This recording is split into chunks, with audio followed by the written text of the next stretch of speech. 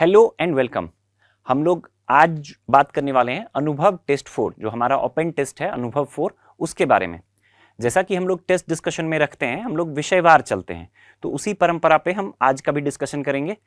सबसे पहले हम इतिहास और कला संस्कृति के जो प्रश्न हैं उसके बारे में बात करेंगे। इतिहास और कला संस्कृति से इस पेपर में कुल 17 प्रश्न हैं, तो इन्हीं 17 प्रश्नों को हम लोग क्रमवार अपनी इस परिचर्चा में देखेंगे। फिर हम आगे अन्य विषयों को भी देखेंगे। तो चलिए शुरू करते हैं हम लोग आज की अपनी परिचर्चा। पहला प्रश्न आपके स्क्रीन पर है, देखिए आप लोग। सांची स्तूप परिसर के उत्खनन से प्राप्त निष्कर्षों के संदर्भ में निम्नलिखित कथनों पर विचार कीजिए। पहला है, मौर्योत्तर काल में महान स्तूप में 4 तोरणों का निर्माण कराया गया था। दूसरा है, तोरणों में गहनता के साथ उकेरी गई बुद्ध की छवियां हैं जो उनके जीवन दृश्यों को प्रदर्शित करती हैं। तीसरा है, ऊपरी प्रदक्षिणा पथ की उपस्थिति इस स्थल की एक अनूठी विशेषता है। और चौथा है, इस स्थल से कमल और हाथियों से घिरी एक महिला की आकृति प्राप्त हुई है, जिसे कुछ इतिहासकारों द्वारा देवी गजलक्ष्मी की मूर्ति की संज्ञा दी गई है। आपसे पूछा गया है कि इसमें से कितने कथन सत्य हैं। चलिए देखते हैं। देखो, क्वेश्चन किस चीज के बारे में है? सांची स्तूप परिसर के बारे में। तो आगे हम स्टेटमेंट के बारे में बढ़े उससे पहले ये समझ लो कि सांची स्तूप परिसर जो है ये क्या है? यूनेस्को वर्ल्ड हेरिटेज साइट में शामिल है। 1989 में इसको यूनेस्को वर्ल्ड हेरिटेज साइट में शामिल किया गया था। तो जितने भी यूनेस्को वर्ल्ड हेरिटेज साइट हैं भारत में, उसके बारे में आप थोड़ा विस्तार से पढ़ के रखें। उसकी जो महीन विशेषताएं हैं उसके बारे में भी विस्तार से जानकारी रखें। प्रश्न पूछे जाने की संभावना काफी अधिक रहेगी और काफी डिटेल में आपसे इंफॉर्मेशन पूछा जा सकता है। ठीक है, चलो बढ़ते हैं अब प्रश्न पे। पहला स्टेटमेंट जो है, मौर्योत्तर काल में महान स्तूप में 4 तोरणों का निर्माण करवाया गया था। ये देखो, ये बिल्कुल सही बात है। अगर हम सांची के स्तूप की बात करें तो सांची के स्तूप का अगर हम इतिहास देखें तो अशोक के काल से हम जोड़ सकते हैं इसको। आपने पढ़ रखा होगा, किंवदंतियों में ऐसा कहा जाता है कि अशोक ने 84,000 स्तूपों का निर्माण करवाया। सांची का स्तूप उन्हीं में से एक है। जो मूल सांची का स्तूप रहा था वो अशोक के द्वारा निर्मित करवाया गया था। आगे फिर सूंग काल में भी विकास हुआ, मौर्योत्तर काल में, सूंग काल में, सातवाहन काल में, आगे गुप्त काल तक इसमें हमें विकास दिखता है सांची के स्तूप में।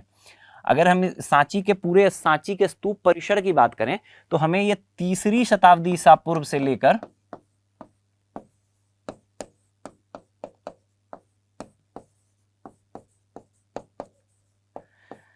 12वीं सदी तक, 12वीं सदी ईस्वी तक जो है एक प्रमुख बौद्ध केंद्र के रूप में हम इसको देखते हैं। ठीक है, तो ये एक इस तरह से भी आप ध्यान रखिएगा, जो इसका डेवलपमेंट है ये 12th सेंचुरी तक ये प्रमुख बौद्ध केंद्र के रूप में रहा। और मौर्य काल, मौर्योत्तर काल, गुप्त काल तक जो है यहाँ हमें डेवलपमेंट दिखते हैं, स्तूपों में डेवलपमेंट दिखते हैं। मूल स्तूप जो है अशोक के द्वारा निर्मित था। ये वाला जो मौर्योत्तर काल में महान स्तूपों में 4 तोरणों का निर्माण करवाया गया। मैं इतना मानकर चल रहा हूं कि आप जो स्तूप का स्ट्रक्चर है उसके बारे में जानकारी होगी आपके पास, तो तोरण क्या होता है इसके बारे में भी आपको जानकारी होगी। देखो, इस तरह का आप देखोगे, तोरण एक तरह का प्रवेश द्वार था, ऐसा स्ट्रक्चर आपको दिखता होगा। अगर जहां भी आप सांची के स्तूप देखोगे तो ये तोरण दिखता है, वहां सबसे प्रमुखता से दिखता है। तो ये जो 4 तोरणों का निर्माण करवाया गया था, ये आपको मौर्योत्तर काल में जुड़ता है। बेसिकली सातवाहन काल से ये संबंधित है। ठीक है, मौर्योत्तर काल में सातवाहन काल से ये संबंधित है। ठीक है, दूसरे स्टेटमेंट को देखो, तोरणों में गहनता के साथ उकेरी गई बुद्ध की छवियां, ये गलत है। जो उनके जीवन के दृश्यों को प्रदर्शित करती है। देखो, जीवन के दृश्यों को तो प्रदर्शित करती है, लेकिन बुद्ध की छवियां नहीं है, संकेतों के द्वारा प्रदर्शित किया गया है। ठीक है, जैसे खाली सिंहासन के रूप में बुद्ध को दर्शाया गया है, संकेतों का प्रयोग किया गया है, बुद्ध की छवियां नहीं बनाई गई है। तो ये वाला जो है बात, ये गलत है। बुद्ध की छवियों के कारण ये गलत हो जाता है। क्लियर? अगले स्टेटमेंट पे आते हैं। ऊपरी प्रदक्षिणा पथ की उपस्थिति इस स्थल की एक अनूठी विशेषता है। डेफिनेटली देखो, अगर आप सांची के स्तूप के बारे में आपने एनसीईआरटी पढ़ा होगा, सीसीईआरटी, कोई भी बुक आप बेसिक सोर्स पढ़ा होगा आपने, तो वहां देखोगे कि दोहरा प्रदक्षिणा पथ जो है एक यूनिक विशेषता बताया जाता है। सांची के सांची का जो स्तूप है उसका एक यूनिक विशेषता है दोहरा प्रदक्षिणा पथ। तो ऊपरी प्रदक्षिणा पथ जो है इसकी एक अद्वितीय अनूठी विशेषता है, इसको भी आप ध्यान में रखेंगे। तीसरा है, इस स्थल से कमल और हाथियों से घिरी एक महिला की आकृति प्राप्त हुई है, जिसे कुछ इतिहासकारों द्वारा देवी गज लक्ष्मी की मूर्ति की संज्ञा दी गई है। देखो ये भी सही है, जो तोरणों पे है एक मतलब दो तरह का ये मिलता है, एक्सप्लेनेशन मिलता है। एक जो है हमें साल भंजिका, अगर आपने बौद्ध मूर्ति कला के बारे में पढ़ा होगा तो साल भंजिका शैली है, साल भंजिका या ऐसे भी साल भंजिका लिखा जाता है, ठीक है। तो साल भंजिका शैली मतलब साल के वृक्ष को पकड़े हुए एक स्त्री का चित्रण किया जाता है और जो कमल और हाथियों से घिरा हुआ है। तो ये जो है बुद्ध कला में, बौद्ध कला में इसका एक महत्वपूर्ण स्थान है। तो कुछ इतिहासकार जो ये साल भंजिका शैली, ये किस चीज को प्रदर्शित करता है? ये बुद्ध के जन्म को प्रदर्शित करता है। ऐसा माना जाता है कि बुद्ध की जो माँ थी, जन्म देते साल के वृक्ष को पकड़कर जन्म देते, त्रिभंग मुद्रा एक मुद्रा होता है, आप जरूर इसको गूगल करके एक बार ये जो इमेज है साल भंजिका शैली का आपने देख रखा होगा, अगर नहीं देख रखा हो तो एक बार जरूर देखें। तो त्रिभंग मुद्रा है, त्रिभंग मुद्रा में साल के वृक्ष की टहनी को पकड़े हुए एक महिला को दर्शाया जाता है। ये बुद्ध के जन्म से, ऐसा माना जाता है कि बुद्ध की माता का चित्रण किया गया है, उससे जुड़ता है। कुछ इतिहासकार इसको गज लक्ष्मी से भी जोड़ते हैं। तो ये दोनों चीज, ये दोनों अगर साल भंजिका शैली में दिखाया गया, लिखा हुआ है तोरण पे, वो भी बना हुआ है, और ये गजलक्ष्मी की भी मूर्ति कुछ इतिहासकार जो उसको एक्सप्लेन करते हैं गजलक्ष्मी की मूर्ति के रूप में भी करते हैं। तो ये दोनों मूर्तियां प्राप्त होती हैं, इसको आप ध्यान में रखेंगे। चलो अब देखते हैं उत्तर पूछा है कितने कथन सही हैं, तो एक गलत है, 3 सही है। उत्तर क्या हो जाएगा? विकल्प सी। क्लियर? एक चीज और आप ध्यान रख सकते हैं कि जब हम बात कर ही रहे हैं तो थोड़ा और डिटेल में कुछ तथ्यों को देख लें। जो 200 रुपए का नोट है ना, उस पे इसको, जो सांची का स्तूप है इसको दर्शाया गया है 200 रुपए के नोट पे। तो हो सकता है परीक्षा, देखो कोई ठीक नहीं है, आप एकदम कॉमन इंफॉर्मेशन पे है ये बेस्ड, इसको भी आप ध्यान में रख सकते हैं कि विभिन्न नोटों पे जो चीजें दर्शाई गई है, जो हमारे हेरिटेज साइट्स को दर्शाया गया है, उनको भी आप ध्यान में रख सकते हैं कि किस नोट पे क्या एक स्टेटमेंट, क्या पता है ऐसा ही बना दे यूपीएससी। अब बहुत कॉमन इंफॉर्मेशन पे बेस्ड रहेगा कि पैसे तो सबने देखे हैं, सबके वॉलेट में रहते हैं, और ये 200 रुपए के नोट पे, तो इसको भी आप साथ में ध्यान में रख लें। क्लियर? सांची परिसर कहां पे है? एक तो मैंने बता ही दिया आपको, यूनेस्को वर्ल्ड हेरिटेज साइट में 1989 में इसको मतलब शामिल किया गया था। ये एमपी के, मध्य प्रदेश के रायसेन जिले में है। लोकेशन भी आप ध्यान रखेंगे, ठीक है। चलो बढ़ते हैं अगले प्रश्न की तरफ। अगला प्रश्न जो है प्रश्न संख्या 60, देखिए आप लोग अपने स्क्रीन पर। यह एक स्टेटमेंट दिया गया है, काफी पढ़िए आप उसको। यह ऐतिहासिक स्मारक फारसी वास्तुकला और भारतीय परंपराओं के मिश्रण का एक उत्कृष्ट उदाहरण है। ठीक बात। यह दोहरे गुंबद की डिजाइन में निर्मित एक स्मारक है, पहला हिंट। दूसरा, यह चारबाग शैली में बने एक बड़े बगीचे के केंद्र में अवस्थित है, दूसरा हिंट। तीसरा, और यह 4 पैदल पथों के या बहते हुए जल के द्वारा 4 छोटे भागों में विभक्त है। ठीक। इस स्थल को प्रायः मुगलों का शयनगार भी कहा जाता है, एक अन्य हिंट मिल गया आपको। और अंतिम, 1857 ईस्वी में लेफ्टिनेंट हडसन ने अंतिम मुगल सम्राट बहादुर शाह द्वितीय को यहीं से गिरफ्तार किया था। आपसे पूछा गया है उपर्युक्त परिच्छेद में निम्नलिखित में से किस स्मारक का वर्णन किया गया है। देखो इसमें जो ये पूरा स्टेटमेंट है, इसमें कई सारे हिंट दिए गए हैं जहां से आप ये पकड़ सकते हो कि ये किसके बारे में कहा गया है। अगर हम वन लाइनर सवाल के हिसाब से देखें तो ये मुगलों का शयनगार आपसे सीधे पूछा जा सकता है, कि मुगलों का शयनगार के रूप में किसको जाना जाता है? तो सही उत्तर है इसका हुमायूं का मकबरा। मुगल अन्य विशेषताओं पे भी हम लोग बात करेंगे। जो मुगलों का शयनगार है वो इसलिए कहा जाता है, इसमें कम से कम 150 से अधिक मुगल परिवार के जो लोग हैं ना, उनकी कब्रें हैं, उनको दफनाया गया है यहाँ पे, इसलिए इसको मुगलों का शयनगार भी कहा जाता है। हुमायूं की पत्नी, अन्य भी कई सारे उनके जो रिश्तेदार हैं उनको दफनाया गया है। मोर देन 150 जो हैं लोगों को, मुगल वंश से संबंधित लोगों को दफनाया गया है, इसलिए इसको मुगलों का शयनगार भी कहा जाता है। ये भी आपसे पूछा जा सकता है कि बहादुर शाह द्वितीय को या बहादुर शाह जफर को गिरफ्तार करके जब रंगून भेजा गया 1857 के क्रांति के बाद, 1857 के आंदोलन के बाद, तो उसको कहाँ से गिरफ्तार किया गया था? तो उसमें भी आप ध्यान क्या रखेंगे? हुमायूं का मकबरा, हुमायूं के मकबरे से गिरफ्तार किया गया था बहादुर शाह जफर को। अब देखो ये क्या है कि स्मारक फारसी वास्तुकला और भारतीय परंपराओं का मिश्रण का एक उत्कृष्ट उदाहरण है। बिल्कुल सही बात है, फारसी मतलब जो इंडो इस्लामिक स्थापत्य है उसका एक बेहतरीन उदाहरण है, इंडो फारसी स्थापत्य का एक बेहतरीन उदाहरण है। दोहरे गुंबद की डिजाइन में निर्मित, दोहरा गुंबद का प्रयोग जो है भारतीय उपमहाद्वीप में जो है जो प्रयोग है उसका पहला विशिष्ट उदाहरण है ये। दोहरा गुंबद मतलब दो गुंबदों का प्रयोग है। बड़े बड़े भवनों के निर्माण के लिए, उसको मजबूती प्रदान करने के लिए गुंबद का निर्माण किया जाता था, और इसमें दोहरे गुंबद, अगर आपने विजिट किया होगा दिल्ली में जो हुमायूं का मकबरा है, अगर आपने इसको विजिट किया होगा तो आप देख सकते हैं कि दोहरे गुंबद का प्रयोग हुआ है। ठीक है, इस टाइप का जो मेन मतलब स्ट्रक्चर है वो इस टाइप का है, दोहरा गुंबद का प्रयोग हुआ है। ठीक, अगला है यह चारबाग शैली में। चारबाग शैली एक स्पेशल मतलब शैली होता था, मतलब जो कोई स्मारक या कोई मतलब स्थापत्य बनाया गया उसके चारों ओर ना, इस तरह से समझ लो आप, चारों, यहां पे मान लो मूल स्ट्रक्चर है और इसके चारों ओर जो है बगीचे होते थे, और जल का यहाँ से आप कैनल या नालियां समझ सकते हो जो मुख्य मतलब किसी जल के परिसर से जुड़ता है, इस टाइप का बनाया गया है चारबाग शैली।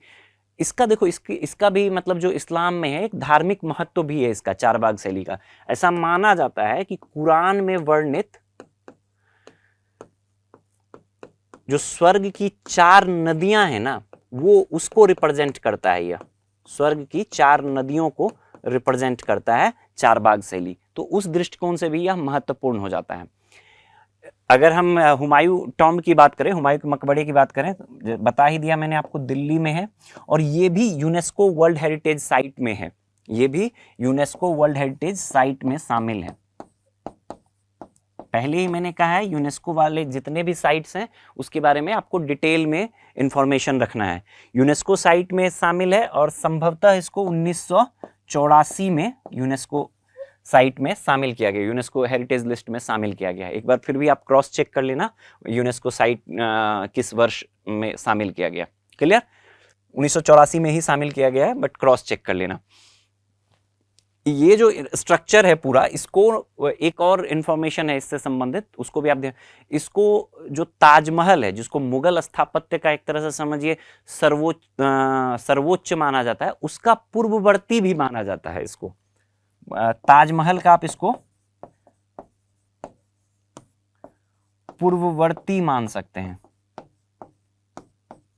ठीक है, इसके जो निर्माण है, इसका जो निर्माण है इसका श्रेय जाता है, ये 1569-70 में बनकर तैयार होता है, 1569-70 में ये बनकर तैयार होता है। जो हुमायूं की पत्नी थी बेगा बेगम,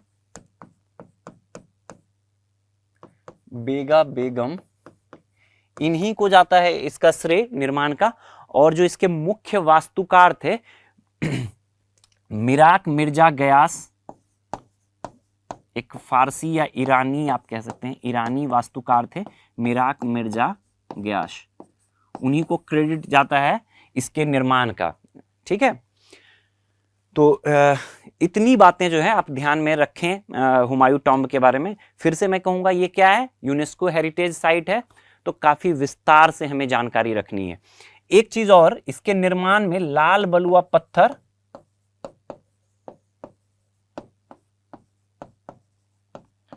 प्लस संगमरमर का प्रयोग हुआ है, सफेद संगमरमर का। ठीक है, विस्तार से हमने समझा कि जो हुमायूं टॉम्ब है वो उसके बारे में जितनी भी बातें दी गई है, उसके पीछे का तर्क, इसके निर्माण के बारे में सारी बातों को हमने समझा। ये बहुत महत्वपूर्ण ये भी हो जाता है, क्यों हो जाता है, तो यूनेस्को हेरिटेज साइट में शामिल है, तो स्वतः यह बहुत महत्वपूर्ण हो जाता है। क्लियर? चलो अगले प्रश्न की तरफ बढ़ते हैं। अगला प्रश्न है प्रश्न संख्या 61। देखिए आप लोग, इसमें पूछा गया है भारतीय इतिहास के संदर्भ में अग्रहारिका पद निम्नलिखित में से किसे संबोधित करता है? अग्रहारिका पद किसे संबोधित करता है? देखो, टर्म बेस्ड सवाल पूछे जाने का काफी यूपीएससी का एकदम फेवरेट रहा है। हर परीक्षा में आपको एक या दो जो है सवाल ऐसे टर्म बेस्ड पूछे ही जाते हैं। तो आप जहां भी, खास करके एनसीईआरटी आधारित जितने भी टर्म्स हैं, 6 to 12 एनसीईआरटी में जितने भी कोई टर्म है आप प्राचीन और मध्यकालीन भारत में, उसको तो आप एकदम ध्यान में रखो ही। ठीक है, उससे प्रश्न पूछे जाने की काफी प्रवृत्ति रहती है। चलो देखते हैं, अग्रहरिका पूछा है। देखो, पहला है महल रक्षकों का प्रमुख, दूसरा है बौद्ध धर्म के अनुयायी जो सत्य की खोज के लिए प्रयासरत थे, शाही रसोई का अधीक्षक, और चौथा है दान में दी गई भूमि का देखभाल करने वाला पर्यवेक्षक।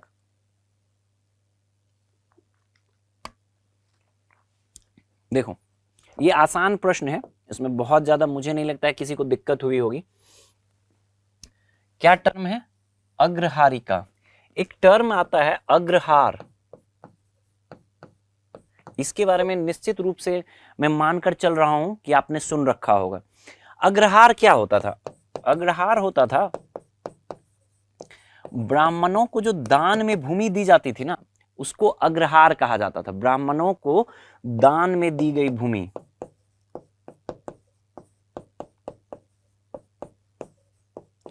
ये क्या होता था? कर मुक्त भूमि होती थी, और इसका राजस्व किसको मिलता था? जिसको दान दिया गया है उसको। तो इस जो अग्रहार भूमि होती थी, इसका जो प्रबंधन करने वाला होता था, पर्यवेक्षक जो इसकी देखभाल करता था, उसी को अग्रहारिका कहा जाता था। तो विकल्प डी आप देखें, दान में दी गई भूमि की देखभाल करने वाला पर्यवेक्षक, ये क्या कहलाता था? अग्रहारिका कहलाता था। क्लियर? चलो अगले प्रश्न पर बढ़ते हैं। अगला प्रश्न है प्रश्न संख्या 62। देखिए आप लोग, बंकिम चंद्र चटर्जी का उपन्यास जिसमें भारतीय राष्ट्रीय गीत वंदे मातरम का सर्वप्रथम उल्लेख मिलता है, निम्नलिखित में से किस ऐतिहासिक घटना से प्रेरित था? विकल्प हैं आपके चटगांव शस्त्रागार पर छापा, तेभागा आंदोलन, पाइका विद्रोह, सन्यासी विद्रोह। देखो, आसान प्रश्न है ये भी, बहुत मतलब मुश्किल मुझे नहीं लग रहा है कि जिस स्तर के पेपर यूपीएससी के रहते हैं और आप लोग की तैयारी अपने अभी सही स्तर पर चल रही होगी, अपने पिक पर होगी तैयारी, प्रीलिम्स की तैयारी, तो उस दृष्टिकोण से ये प्रश्न अगर मैं बात करूं तो आसान प्रश्न है। साहित्य के बारे में पहले भी हम लोगों ने, जो हमारा रेगुलर टेस्ट डिस्कशन होता है उसमें हम लोगों ने विस्तार से बात किया है। साहित्य हमेशा महत्वपूर्ण हो जाता है, प्रारंभिक परीक्षा के दृष्टिकोण से भी, मुख्य परीक्षा के दृष्टिकोण से भी। किसी भी काल का, प्राचीन भारतीय साहित्य हो, मध्यकालीन भारतीय साहित्य हो या आधुनिक भारतीय साहित्य हो, उसके बारे में हमें थोड़ा स्पेशल फोकस रखना चाहिए। ये भी साहित्य से जुड़ता है, बंकिम चंद्र चटर्जी का उपन्यास है, और क्या वंदे मातरम गीत है। ठीक है, तो बंकिम, ये किस उपन्यास से लिया गया है? प्रसिद्ध उपन्यास है आनंद मठ। ठीक है, और ये आनंद मठ जो है ये सन्यासी विद्रोह पर आधारित है। सन्यासी विद्रोह, इस उपन्यास का जो केंद्रीय बिंदु है वो क्या है? सन्यासी विद्रोह है। सन्यासी विद्रोह के बारे में भी आप जान ही रहे होंगे विस्तार से। 1763 से 1800 के पीरियड में यह बंगाल और बिहार का जो आज का क्षेत्र है उसमें फैला हुआ था। बेसिकली जैसे ही बंगाल के क्षेत्र में आप देखोगे, अंग्रेज पलासी और बक्सर के बाद अंग्रेजों का आधिपत्य बढ़ता है, तो वहां स्थिति जो औपनिवेशिक शोषण है वो काफी बढ़ जाता है। उसके विरुद्ध जो पहली प्रतिक्रिया हमें दिखती है, पहली राष्ट्रीय प्रतिक्रिया एक तरह से समझ सकते हो, वो किसके द्वारा दिखती है? सन्यासियों के द्वारा। तो सन्यासी विद्रोह महत्वपूर्ण है भारतीय इतिहास में, और इसको और ट्रिगर करता है औपनिवेशिक शोषण का एक जो मतलब हमें निकृष्ट रूप दिखता है, उसके प्रभाव का आप देख सकते हैं। 1770 में बंगाल का जो अकाल था,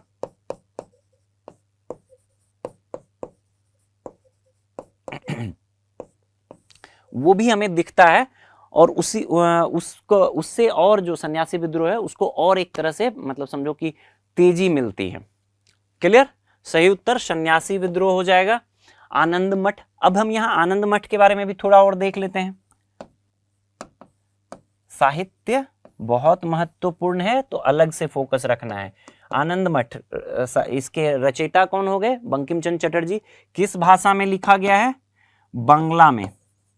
ठीक है, बंगाली में लिखा गया है। कब प्रकाशित हुआ?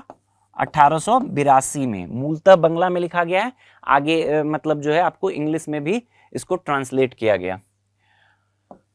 ये जो है, जो ये गीत है वंदे मातरम, ये राष्ट्रीय आंदोलन का पहला, एक तरह से समझ सकते हो कि काफी प्रभावी मतलब ये रहा, मतलब मुखर अभिव्यक्ति जो राष्ट्रीय आंदोलन में कुछ जो घोषणाएं या कुछ गीत जो लोगों को प्रेरित करने के लिए, लोगों को मोबिलाइज करने के लिए काम में आया, उसमें ये वंदे मातरम का गीत है।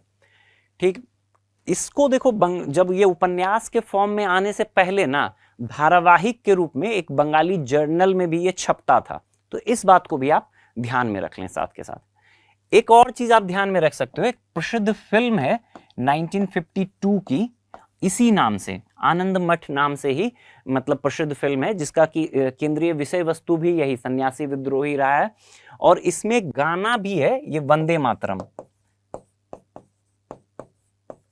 लता मंगेशकर द्वारा गाया गया है। उसके बाद आधुनिक समय में, मतलब हम आजादी के बाद के काल में हम देखते हैं, तो ये जो गाना इस फिल्म में आया, इससे भी इसे और लोकप्रियता मिली। तो एक एडेड इंफॉर्मेशन के रूप में आप इसको भी ध्यान में रख सकते हो। विकल्प में जो अन्य विद्रोहों की चर्चा की गई है, ये देखो, अगर आपको इसमें से कोई भी इसका टाइम पीरियड भी पता होता ना, तो आप आराम से इसको सही कर सकते थे। जो चटगांव शस्त्रागार पर छापा था, ये मास्टर सूर्य सेन के मतलब नेतृत्व में हुआ था। ये 1930 की घटना थी। जब हम दूसरे चरण के क्रांतिकारी आंदोलन के बारे में पढ़ते हैं, तो उसका एक महत्वपूर्ण मतलब उसका एक महत्वपूर्ण मील, उसमें एक जो महत्वपूर्ण उसकी कड़ी रही थी, वो चटगांव शस्त्रागार पर हमला रहा था। ये 1930 की घटना है। तेभागा आंदोलन जो था, ये कम्युनिस्ट मतलब आंदोलन एक तरह से आप कह सकते हो बंगाल में, ये 1946-47 के आसपास हुआ था। जो पाइका विद्रोह है, पाइका विद्रोह आपको 1817 से 1825 के बीच में ये उड़ीसा के क्षेत्र में रहा था। ठीक है, तो इस सब के बारे में भी आप ध्यान में रख सकते हो टाइम पीरियड के साथ। ठीक है, क्लियर? जब भी सवाल करो ना, उसके विकल्पों के बारे में भी, उससे जो संभावित प्रश्न बन सकते हैं, उसको भी एक बार मतलब क्विक वहां पे नोट डाउन करने की कोशिश करो कि इससे क्या संभावित सवाल बन सकते थे, या इसके बारे में एक बार क्विकली गो थ्रू कर लो, ताकि एक साथ आप एक सवाल के साथ आपने एक नहीं 4 सवाल, 4 टॉपिक आपने तैयार कर लिए। क्लियर? अगले प्रश्न पर बढ़ते हैं। अगला प्रश्न है, देखिए आप लोग, प्रश्न संख्या 63।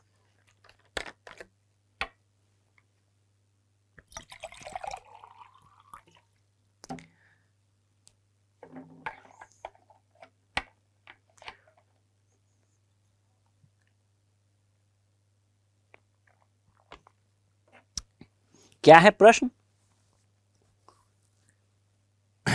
महाबलीपुरम के तट मंदिर के संदर्भ में निम्नलिखित कथनों पर विचार कीजिए। 3 कथन दिए गए हैं, आपसे पूछा गया है कि कितने कथन, इनमें से कौन से कथन सही हैं। पहला क्या है? मंदिर परिसर में भगवान शिव के साथ साथ भगवान विष्णु के भी मंदिर हैं। दूसरा है, यह एकास्म चट्टान मोनोलिथिक रॉक कट को काट कर बनाया गया मंदिर है। तीसरा कथन है, ऐसा माना जाता है कि इसका निर्माण पल्लव राजा नरसिंह वर्मन द्वितीय के शासनकाल के दौरान हुआ था। चलो देखते हैं।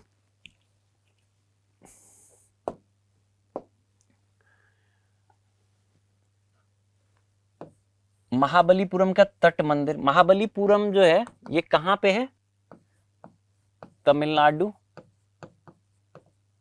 तमिलनाडु के तट पे है। अगर आप ये देखोगे तो यहाँ पे एकदम तट पे है, ठीक है।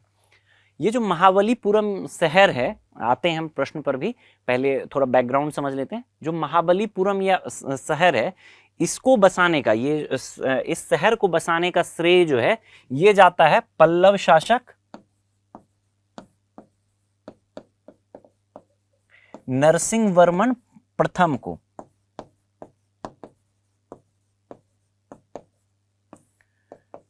नरसिंह वर्मन प्रथम को इसको बसाने का श्रेय जाता है। जो नरसिंह वर्मन प्रथम है, उनका एक तरह से समझ लो आप उपाधि, या उनको जाना जाता था मामल्ल के रूप में, मामल्य मामल्ला के रूप में जाना जाता था। इसका मामल्य या मामल्ला का अर्थ होता है महान योद्धा, ठीक है, ग्रेट वॉरियर। उसके संदर्भ में उसी के नाम पे क्या रखा गया, मामल्लपुरम या महाबलीपुरम। क्लियर? यह पूरा जो है एक बड़ा सा परिसर है। मामल्लपुरम में कई मंदिर हमें दिखते हैं। उसका जो सबसे उत्कृष्ट कृति है वो क्या है, शोर टेम्पल या तटीय मंदिर जो है ये है। क्लियर? अब आते हैं प्रश्न पर। मंदिर परिसर में भगवान शिव के साथ साथ भगवान विष्णु के भी मंदिर है। ये बिल्कुल सही बात है। देखो, अगर आप इसके मंदिर की बात करोगे, तट पे है मंदिर, ये पश्चिमी साइड से और ये पूर्वी साइड से, 3 मंदिर हमें क्रमिक रूप से दिखते हैं। ये पहला और तीसरा मंदिर जो है, 3 मंदिर हैं, पहला और तीसरा मंदिर जो है ये शिव मंदिर है। ये जो दूसरा मंदिर है ये जो है ये विष्णु मंदिर है। और विष्णु मंदिर जो है ये आप साइज जो मैंने बनाया है उसमें भी आपको ये दिख रहा होगा, छोटा है, सबसे पहले सबसे प्राचीन है और सबसे छोटा बना हुआ है। बाकी जो मूल मंदिर है जो आप इमेजेस वगैरह में देखते हैं, ये जो सबसे बड़ा मंदिर है ये हमें दिखता है, ठीक है। तो ये सबसे बड़ा मंदिर जो है ये शिव मंदिर है। इसमें इसकी अन्य विशेषताओं की बात करें तो यहाँ पे एक लिंगम हमें दिखता है, शिवलिंग के रूप में बड़ा सा लिंगम दिखता है, ये भी ध्यान में रखेंगे आप। और इसकी जो दीवार है, जो मूल गर्भगृह है, यहाँ पे हमें भगवान शिव की, माता पार्वती की और उनके पुत्र जो स्कंद हैं उनका मतलब उकेरा हुआ मूर्ति दिखता है। ये विशेषता के रूप में पूछा जा सकता है, ये बहुत इंपॉर्टेंट। ये भी फिर से क्या है, यूनेस्को वर्ल्ड हेरिटेज साइट में शामिल है। यूनेस्को हेरिटेज है तो स्वतः महत्वपूर्ण हो जा रहा है बहुत, तो हम बारीक बातों को भी समझने का प्रयास करेंगे, ठीक। एक बड़ा सा लिंगम है, बाकी जो इस दीवार है उस पे भगवान शिव की, माता पार्वती और स्कंद की जो है मूर्ति उकेरी गई है। जो विष्णु मंदिर है इसमें भगवान विष्णु की एक लेटी हुई मतलब मूर्ति बनाई हुई है, उकेरी गई है, बनाई हुई है। इस मूर्ति में खासियत यह है कि यहाँ आमतौर पे हम जानते हैं भगवान विष्णु जो लेटते हैं वो शेषनाग पर लेटते हैं, बट यहाँ पे कोई भी शेषनाग नहीं बनाया गया है, नाग का चित्रण नहीं किया गया है, तो इस बात को भी ध्यान रखेंगे। बाहर जो है ये भी शिव मंदिर है, इसके बाहर इधर से प्रवेश द्वार जो है इधर से है, वेस्ट पश्चिमी साइड से है, जो पहला वाला शिव मंदिर है इधर से। यहाँ पे द्वारपाल बने हुए हैं, जो आप देखोगे द्रविड़ शैली के मंदिरों की एक विशेषता है, तो द्वारपाल बने हुए हैं। इतना ये जो मंदिर है महाबलीपुरम का मंदिर, उसकी विशेषता है जिसको ध्यान में रखेंगे। आमतौर पर कंफ्यूज नहीं होना है कि केवल शिव मंदिर है। शिव मंदिर, 2 शिव मंदिर है, एक विष्णु मंदिर है, ध्यान में रखना है इस बात को। अब इसके निर्माण का जो अगर हम श्रेय देखें, जो तीसरा स्टेटमेंट है, ऐसा माना जाता है कि इसका निर्माण पल्लव राजा नरसिंह वर्मन द्वितीय, सही बात है ये। इस जो मतलब शोर टेम्पल है इसके निर्माण का श्रेय नरसिंह वर्मन द्वितीय को जाता है। दूसरा कथन जो है, ये कथन भी सही है, दूसरा कथन जो है ये एकास्म चट्टान मोनोलिथिक रॉक कट को काट कर बनाया गया मंदिर है, ये गलत है। देखो, अगर आप द्रविड़ स्थापत्य के बारे में बात करोगे, द्रविड़ स्थापत्य के विकास के बारे में बात करोगे, तो द्रविड़ स्थापत्य के विकास की जो शुरुआत है हमें पल्लव काल से ही देखने को मिलती है। पल्लव काल में जो है सबसे पहले मंडपों का निर्माण होता है, यानी कि चट्टानों को काट कर बनाया जाता था, मंडप मंदिर के फेस शेप में बनाया जाता था। उसके अगले चरण में जो है उसका थोड़ा अलंकृत रूप बना और आगे चल के स्वतंत्र संरचनात्मक मंदिर भी बने, यानी कि पत्थरों को काट कर नहीं बनाया गया, स्वतंत्र संरचनात्मक मंदिर भी बनाए गए। जो नंदीवर्मन शैली है इसमें हमें स्वतंत्र संरचनात्मक मंदिर दिखते हैं। या ये वाला जो सोर टेम्पल है ये स्वतंत्र संरचनात्मक मंदिर के उदाहरण है, ना कि मोनोलिथिक रॉक कट का। यहां ये जो पूरा महाबलीपुरम परिसर है, अगर स्टेटमेंट इस तरह से आपको घुमा के दे दे कि महाबलीपुरम परिसर में जो है हमें रॉक कट स्ट्रक्चर भी दिखता है और हमें स्वतंत्र संरचनात्मक मंदिर भी दिखते हैं, तो वो स्टेटमेंट सही हो जाएगा।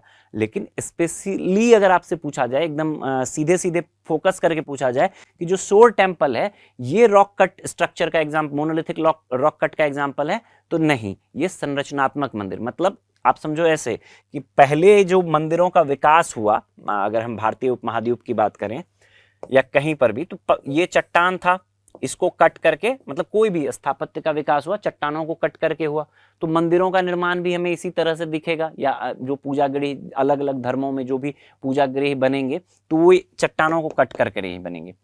बाद में क्या होगा कि स्वतंत्र संरचनात्मक, मान लो ये जगह है कोई, यहाँ पे बाहर से सामग्री लाके यहाँ किसी मंदिर का निर्माण किया, स्वतंत्र संरचनात्मक मंदिरों का निर्माण किया गया, तो इस परिसर में दोनों दिखेंगे। लेकिन ये वाला जो है ये स्टेटमेंट सोर टेम्पल के लिए सही नहीं होगा। ठीक, स्पष्ट है। अगर हम उत्तर की बात करें तो पहला और तीसरा कथन सही है, सही उत्तर विकल्प सी हो जाएगा। क्लियर? और मैंने बता ही दिया ये यूनेस्को वर्ल्ड हेरिटेज साइट में शामिल है, तो इस कारण इसके बारे में विस्तार से ध्यान में रखना है। चलो बढ़ते हैं अगले प्रश्न की तरफ। अगला प्रश्न है प्रश्न संख्या 64। देखिए आप लोग, ये एसेरेशन रीजन टाइप सवाल है। इसमें दो कथन दिए गए, मतलब कथन दिए गए हैं, कथन 1 कथन 2। आपको पता करना है कि पहले तो कथन 1 और कथन 2 दोनों सही हैं या नहीं। उसके बाद आपको देखना है कि कथन जो है, कथन 2 जो है कथन 1 की व्याख्या करता है या नहीं। एसेरेशन रीजन जो यूपीएससी पिछले साल से एक बार फिर से इस तरह के सवाल पूछ रही है। चलो देखते हैं। पहला कथन है 1920 तथा 1930 के दशक में भारत में कई वामपंथी लेफ्ट विंग एवं समाजवादी संगठनों का उभार हुआ। ठीक। दूसरा है सर्वोदय की गांधीवादी विचारधारा से प्रभावित युवाओं ने स्वयं को विभिन्न वामपंथी तथा समाजवादी समूहों के माध्यम से संगठित किया। आपसे पूछा गया है कि वही एसेरेशन रीजन में कौन सा कथन सही है, गलत है। आइए देखते हैं। देखो, पहला वाला स्टेटमेंट जो है 1920 और 30 के दशक में भारत में वामपंथी और समाजवादी संगठनों का विकास हुआ। कई सारे वामपंथी समाजवादी संगठनों का विकास हम देखते हैं। आप देखोगे 1920 में एमएन रॉय द्वारा मार्क्सवादी कम्युनिस्ट पार्टी ऑफ इंडिया का गठन किया गया। फिर एमएन रॉय द्वारा किया गया। फिर जो है 1925 में कानपुर में विधिवत रूप से जो है भारतीय कम्युनिस्ट पार्टी जो सीपीआई है इसकी स्थापना की गई। अन्य जो कई सारे नेता आए इस समय में, वो भी समाजवादी आंदोलन वामपंथी रुझान वाले रखते थे, वामपंथी विचारधारा के प्रति रुझान रखते थे। चाहे हम पंडित जवाहरलाल नेहरू की बात करें, चाहे हम सुभाष चंद्र बोस की बात करें, इन सभी का रुझान जो था समाजवाद के तरफ था। तो ये कथन तो बिल्कुल सही है। 30 के दशक में भी आप देखोगे कांग्रेस में भी समाजवादी रुझान के कारण आप जयप्रकाश नारायण, अच्युत पटवर्धन, इनका प्रभाव बढ़ेगा, ऐसे युवा नेताओं का, समाजवादी नेताओं का। और सीएसपी का गठन हो जाएगा, Congress socialist party, Congress Samajwadi party 1934 में। तो पहले कथन में तो कहीं कोई डाउट है नहीं। क्लियर? दूसरा, सर्वोदय की गांधीवादी विचारधारा से प्रभावित युवाओं ने स्वयं को विभिन्न वामपंथी समाजवादी समूहों में के माध्यम से संगठित किया। ये कहीं से सही लग रहा है। अगर इसका उल्टा कहा जाता कि गांधीवादी विचारधारा से के प्रति निराशा के कारण युवाओं का रुझान कहाँ हुआ, वामपंथी दलों की तरफ हुआ, तो सही होता। ये वाला तो कहीं से सही नहीं है कि सर्वोदय की गांधीवादी विचारधाराओं, अगर गांधीवादी विचारधाराओं से प्रभावित होते तो वो गांधीवाद की तरफ आकर्षित होते, ना कि समाजवाद या वामपंथी विचारधारा की तरफ। तो ये वाला स्टेटमेंट तो गलत है। फिर ऐसा क्या हुआ कि 1920-30 में मतलब काफी मतलब युवाओं का रुझान होता है। आप देखोगे असहयोग आंदोलन के बाद, असहयोग आंदोलन के बाद जो युवा थे उनका गांधीवाद से थोड़ा सा मोह भंग होता है। ठीक, आगे प्रथम विश्व युद्ध का प्रभाव रहेगा, अन्य कारणों में 1917 की रूसी क्रांति का प्रभाव रहेगा। पूरे दुनिया में इस टाइम में आप देखोगे ना कि समाजवाद वामपंथ का रुझान बढ़ेगा। फिर आगे चलकर क्या होगा, 1929 में जो है आपको महामंदी आएगी। महामंदी का प्रभाव भारत पर भी पड़ेगा और कहीं ना कहीं समाजवाद की तरफ रुझान बढ़ाने में उसकी भी अपनी भूमिका रहेगी। क्लियर? तो सही उत्तर क्या हो जाएगा, कथन 1 सही है लेकिन कथन 2 गलत है। सी विकल्प जो है आपका सही उत्तर हो जाएगा। क्लियर? अगले प्रश्न की तरफ बढ़ते हैं। अगला प्रश्न है प्रश्न संख्या 65। देखिए आप लोग, यह भरतनाट्यम के संदर्भ में है। भरतनाट्यम नृत्य के संदर्भ में निम्नलिखित कथनों पर विचार कीजिए। 2 स्टेटमेंट दिया गया है। यह एक हार या नृत्य शैली है जहां एक नर्तक एकल प्रस्तुति में कई भूमिकाएं निभाता है। ठीक बात। दूसरा है, नंदीकेशर द्वारा रचित अभिनय दर्पण भरतनाट्यम नृत्य में शारीरिक गतिविधियों के प्रारूप एवं नियमों और तकनीक पर अंतर्दृष्टि प्रदान करता है। ठीक है, पूछा गया कौन से कथन सही है।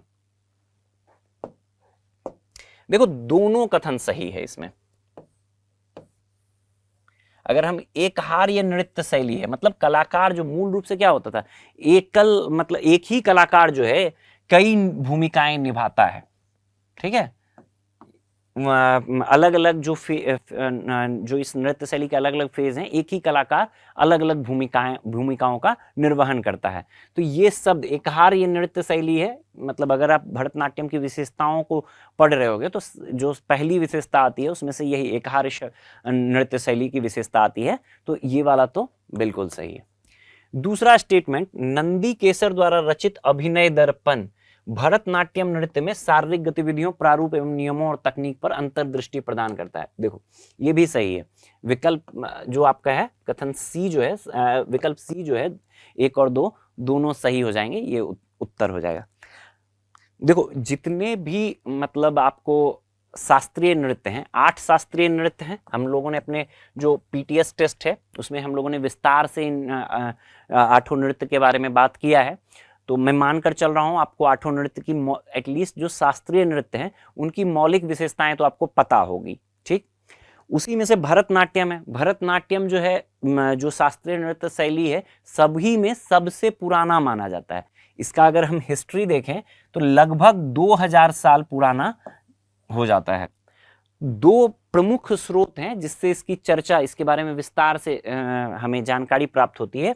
एक है भरत मुनि का नाट्य शास्त्र, भरत मुनि का नाट्य शास्त्र। ठीक, और दूसरा जो है यही नंदीकेशर का जो आपको अभिनय दर्पण है, इसके बारे में भी इसमें भी विस्तार से जो भरतनाट्यम के बारे में चर्चा की गई है, बताया गया है। तो ये दोनों मतलब ये इन दोनों रचनाओं का आप नाम ध्यान में रखेंगे, भरत मुनि का नाट्य शास्त्र भी और नंदीकेश्वर का जो अभिनय दर्पण है ये भी।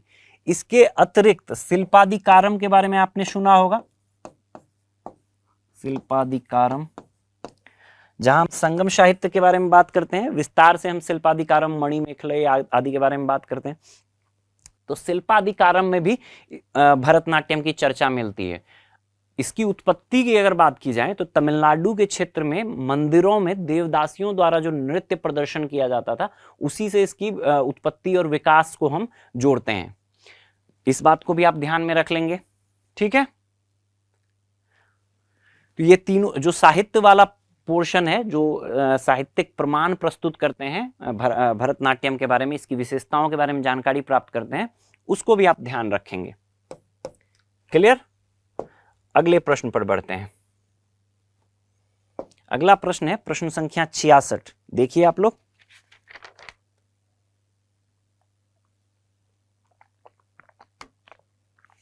इसमें है शिलालेख दिए गए हैं और आपसे पूछा गया है कि मैचिंग करना है कि कितने सही मैच हैं। एक तरफ शिलालेख दिए गए हैं और दूसरे तरफ वो किस संबंध में है, किस प्राप्त सूचना जानकारी जो है उसके बारे में बात किया गया है। पहला है अयोध्या शिलालेख, पुष्यमित्र शुंग द्वारा किए गए अश्वमेध यज्ञ। दूसरा है उत्तर मेरूर शिलालेख, राजराज चोल द्वारा श्रीलंका की विजय। और तीसरा है रुम्मिनदेई शिलालेख, लुम्बिनी को बलि कर से मुक्ति। ठीक है, पूछा गया है कि कितने सही सुमेलित हैं। चलो देखते हैं।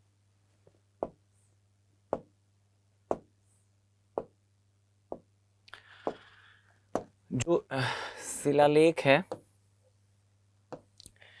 अयोध्या शिलालेख जो है पुष्यमित्र शुंग द्वारा किए गए अश्वमेध यज्ञ, बिल्कुल सही बात है।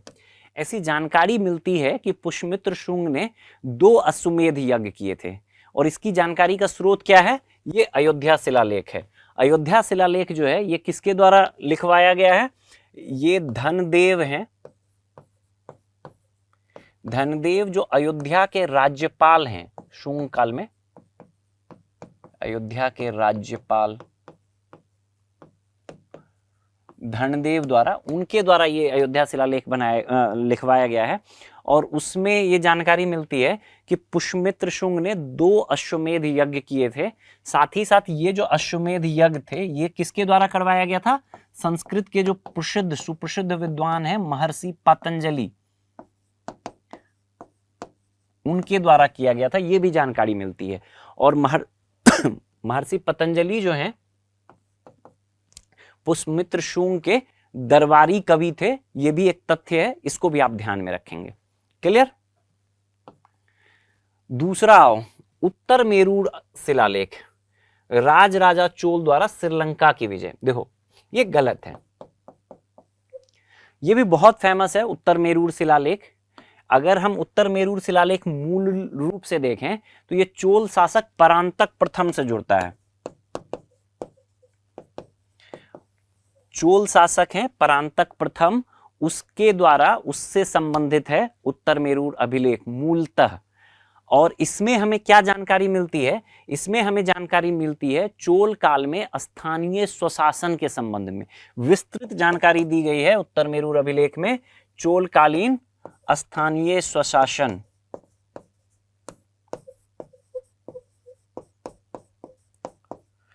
चोल शासन की जो 2-3 जो सबसे महत्वपूर्ण विशेषताओं के बारे में हम पढ़ते हैं, उसमें एक क्या था, ग्राम स्वशासन या स्थानीय स्वशासन। तो इसकी जानकारी का जो सबसे प्रमुख स्रोत है वो क्या है, हमें उत्तर मेरूर अभिलेख, परांतक प्रथम का उत्तर मेरूर अभिलेख। देखो अभी रिसेंट में भी ना ये चर्चा में रहा था। लास्ट ईयर अगर आप बात करोगे अप्रैल 2023 में, पिछले वर्ष अप्रैल 2023 में प्रधानमंत्री मोदी जी द्वारा उत्तर मेरूर की यात्रा की गई थी और ये चीज बताया गया था, मतलब इसको नोट कराया गया था, मतलब एक तरह से इसके तरफ इशारा किया गया था कि भारत में जो लोकतांत्रिक स्वशासन की परंपरा है वो कितनी पुरानी है, उसका एक ऐतिहासिक संदर्भ के रूप में उत्तर मेरूर अभिलेख की चर्चा की गई थी, इसलिए भी ये न्यूज में रहा था। वैसे भी जो अब हम पढ़ते हैं चोलकालीन इतिहास, उसका एक महत्वपूर्ण एग्जाम्पल हो जाता है ये परांतक प्रथम का जो उत्तर मेरूर अभिलेख है। तो इसको आप ध्यान में रखेंगे, किस चीज से जुड़ता है, ग्राम स्वशासन या स्थानीय स्वशासन से। किसका है, परांतक प्रथम, किस वंश से है, चोल वंश से, ध्यान रहेगा। ठीक है, आगे आपको क्या करना है, एक चीज और अगर हम उत्तर मेरूर अभिलेख के बारे में ध्यान में रख लें, जो कभी अगर आपको सवाल इस तरह से दे दे कि ये पल्लव काल से जुड़ता है या नहीं, तो सही बात है, यहां से ना मोर देन 200 से ज्यादा हमको अभिलेख मिलते हैं, छोटे बड़े लेख अभिलेख टाइप की चीजें मिलती है और पल्लव काल से भी संबंधित रहा है। तो कभी अगर ऐसा स्टेटमेंट दे दे कि पल्लव और चोल काल दोनों, देखो मूल रूप से तो परांतक प्रथम के अभिलेख से जुड़ता है, लेकिन कभी अगर ऐसा स्टेटमेंट दे दे मतलब कि पल्लव और चोल काल दोनों से जुड़ रहा है, तो गलत नहीं होगा, इस पॉइंट को नोट कर लेना। पल्लव कालीन भी कुछ लेख हमें यहां से प्राप्त होते हैं। क्लियर। चलो अगले जो अगला है रुम्मिनदेई शिलालेख, उस पे आते हैं। तो ये वाला तो गलत हो गया। जो रुम्मिनदेई शिलालेख है, लुम्बिनी को बलि कर से मुक्ति, रुम्मिनदेई कहां पे है, रुम्मिनदेई है आपको नेपाल में, ये वाला जो शिलालेख है ये नेपाल में है। यहाँ दो, नेपाल से हमें दो अभिलेख मिलते हैं अशोक के, और एक तो ये रुम्मिनदेही अभिलेख और दूसरा एक है निगाली सागर अभिलेख। इन दोनों को आप ध्यान में रखेंगे, ये दोनों काफी महत्वपूर्ण है। रुम्मिनदेही अभिलेख भी महत्वपूर्ण है और निगाली सागर अभिलेख भी महत्वपूर्ण है। जो रुम्मिनदेही अभिलेख है, इसमें कहा गया है, वर्णित किया गया है कि अशोक जो है भगवान बुद्ध के जन्म स्थान की यात्रा, कनक मुनि भगवान बुद्ध से जोड़ा जाता है, कनक मुनि भगवान बुद्ध के जन्म स्थान की यात्रा करते हैं और वहां के लोगों को कर छूट देते हैं। एक तो बलि से मुक्ति करते हैं और एक अन्य जो कर है शुल्क, भाग या शुल्क, उससे जो है उसका मतलब मात्रा कम करते हैं, 1/6 से 1/8 कर देते हैं। इसको भी ध्यान में रखेंगे। और जो निगाली सागर अभिलेख है, इसमें कहा गया है कि अशोक द्वारा यहाँ की यात्रा की गई और कनक मुनि के जो कनक मुनि स्तूप है उसका उसका निर्माण कराया गया। उसको मतलब एक तरह से कुछ इतिहासकार कहते हैं कि पहले से था तो उसका साइज बढ़ाया गया या फिर निर्माण करवाया गया। तो कनक मुनि निगाली सागर अभिलेख से कनक मुनि स्तूप पर अशोक द्वारा पूजा करने और उसके निर्माण करवाने या उसका विस्तारीकरण करने का प्रमाण मिलता है। ठीक, क्लियर है? पहला और तीसरा सही है, तो दो सही है, विकल्प बी जो है आपका सही उत्तर हो जाएगा। क्लियर? अगले प्रश्न पर बढ़ते हैं। अगला प्रश्न है प्रश्न संख्या 67। देखिए आप लोग स्क्रीन पर, इसमें ये भी कथन कारण जो एसेरेशन रीजन टाइप सवाल है उस तरह का है। निम्नलिखित कथनों पर विचार कीजिए। कथन 1, 15 अगस्त 1947 से 26 जनवरी 1950 तक भारत एक अधिराज्य बना रहा था। दूसरा कथन है कि भारत ने 15 अगस्त 1947 से 26 जनवरी 1950 तक भारत सरकार अधिनियम 1935 के प्रावधानों के तहत कार्य किया था। पूछा गया है वही कि कौन सा, मतलब कथन 1 सही है गलत है। कथन 1 और 2 दोनों सही है और कथन 1 कथन 2 की सही व्याख्या करता है। ठीक, देखो जो पहला स्टेटमेंट है 15 अगस्त 1947 से 26 जनवरी 1950 तक भारत एक अधिराज्य डोमिनियन स्टेट बना रहा, ये बिल्कुल सही बात है। अगर हम भारत के स्वतंत्रता की बात करें, उस दौर की घटनाओं की बात करें, तो माउंटबेटन प्लान आएगा।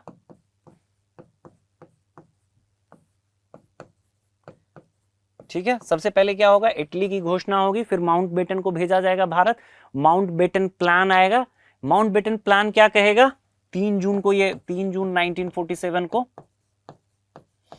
आएगा। इसमें क्या कहा जाएगा, इसमें कहा जाएगा कि 2 डोमिनियन स्टेटस वाले राज्य बनेंगे, 2 अधिराज्य डोमिनियन स्टेट्स भारत और पाकिस्तान के रूप में बनेंगे, और अन्य जो भारत और पाकिस्तान के रूप में बांट कर, मतलब बांटो और छोड़ो वाला जो स्कीम है वो यहीं से आएगा कि बांट कर 2 अलग भारत और पाकिस्तान में बांट दो और 2 अलग अलग स्वतंत्र डोमिनियन स्टेट्स वाले जो हैं स्वतंत्र डोमिनियन स्टेट्स बनाए जाएंगे। पहला, ठीक, ये बात, इसी को, ये जो माउंटबेटन प्लान है, इसी को इंप्लीमेंट करने के लिए जो ब्रिटिश संसद है उसके द्वारा क्या पारित किया जाएगा, भारतीय स्वाधीनता अधिनियम।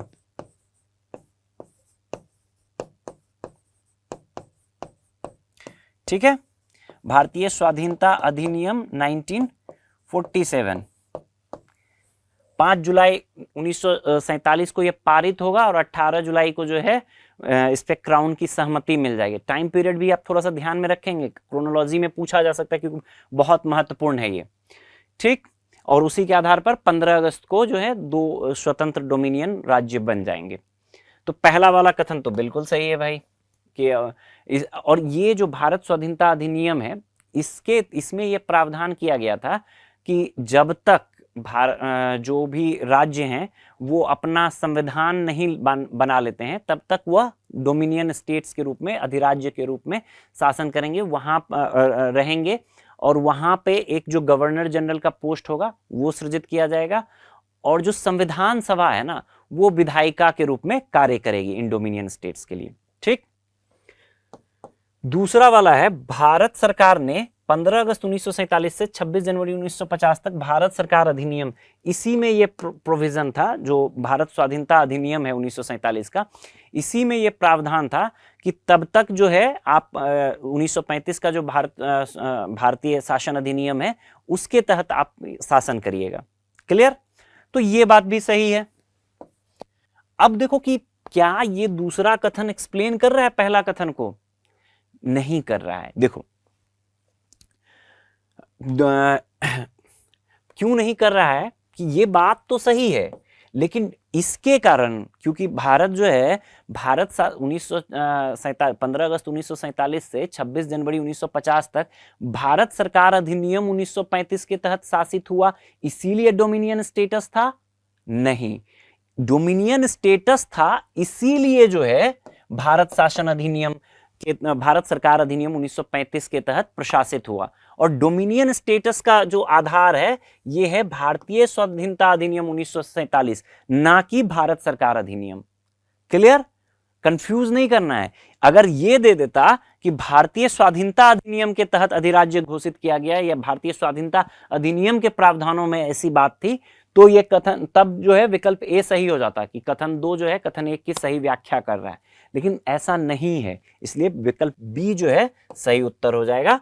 कथन 1 और 2 दोनों सही हैं, लेकिन कथन 2 जो है व्याख्या नहीं कर रहा है। 1935 के अधिनियम के तहत शासित हो रहा है भारत 15 अगस्त 1947 से 26 जनवरी 1950 तक, इसीलिए अधिराज्य नहीं है। अधिराज्य है इसीलिए, डोमिनियन स्टेट्स है इसीलिए इस 1935 के अधिनियम के तहत शासित है। क्लियर? अगले प्रश्न की तरफ बढ़ते हैं। अगला प्रश्न है प्रश्न संख्या 68। देखिए आप लोग,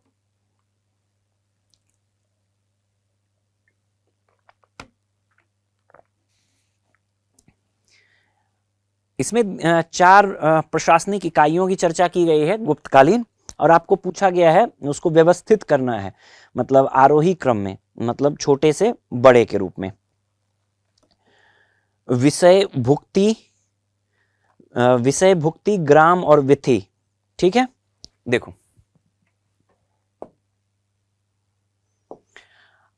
अगर हम, ये सवाल गुप्त प्रशासन से जुड़ता है। ठीक है, गुप्त प्रशासन की अगर हम बात करें तो सबसे ऊपर क्या होगा? साम्राज्य होगा। साम्राज्य में को प्रांतों में बांटा जाएगा, और प्रांतों को जो है ना, इसको कहा जाएगा भुक्ति। ठीक है, साम्राज्य को प्रांतों में बांटा जाएगा, जिसको क्या कहा जाएगा? भुक्ति। और इसके जो प्रमुख होंगे ये होंगे उपड़िक महाराज। उपड़िक या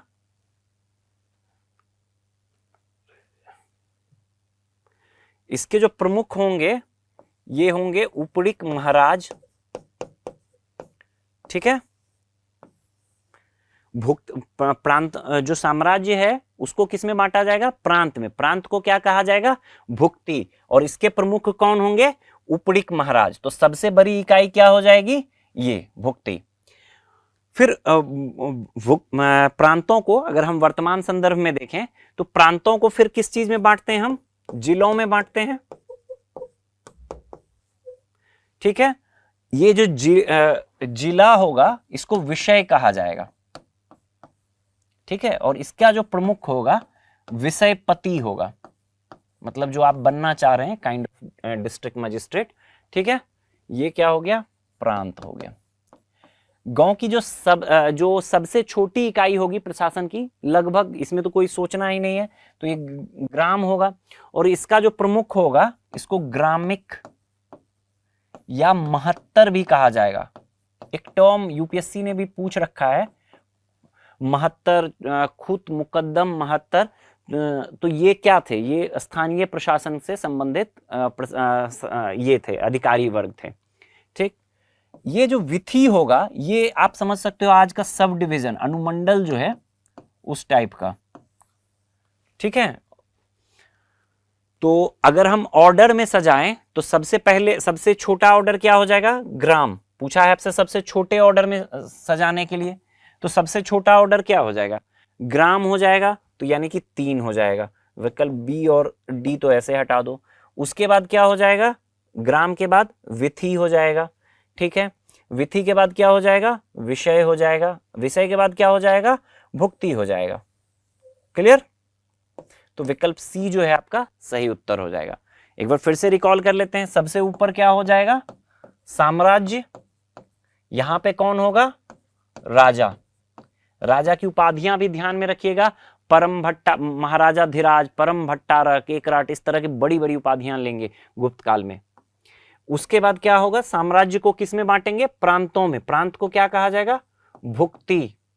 यहां पे कौन होंगे अधिकारी, यहां पे उपड़िक या उपड़िक महाराज होंगे। आमतौर पे कुमारा मात्य को नियुक्त किया जाएगा, जो कौन होंगे, राजकुमार ही होंगे, ठीक। भुक्ति के नीचे क्या आएगा, विषय आएगा। विषय क्या होगा, जिला होगा। विषय के नीचे क्या होगा, विषय के नीचे होगा विथि। आप इसको सब डिवीजन समझ सकते हो। और सबसे आखिर में क्या होगा, ग्राम होगा। क्लियर? प्रशासन और उस वहां पे जो गुप्त प्रशासन की इकाइयां और उसको जो प्रशासित करने वाले अधिकारी हैं, उनके बारे में हमने समझा। एक और चीज मैं यहां पे आपको ध्यान में, नगर प्रशासन में ना एक टर्म आपको अक्सर सुनने में आएगा गुप्त काल में, नगर सेठ। इसको भी ध्यान में रखिएगा। गुप्त प्रशासन की बात हो रही है तो इसको भी साथ के साथ ध्यान में रखिएगा। नगर प्रशासन से जुड़ेंगे नगर सेठ, और ये क्या होंगे, जो गिल्ड या जो श्रेणी होगा ना, जो कारीगरों की इकाई होगी, उसके जो प्रमुख होंगे उसको नगर सेठ कहेंगे। नगर प्रशासन में इनकी महत्वपूर्ण भूमिका होगी। क्लियर? चलो बढ़ते हैं अगले प्रश्न की तरफ। अगला प्रश्न है प्रश्न संख्या 94। देखिए आप लोग,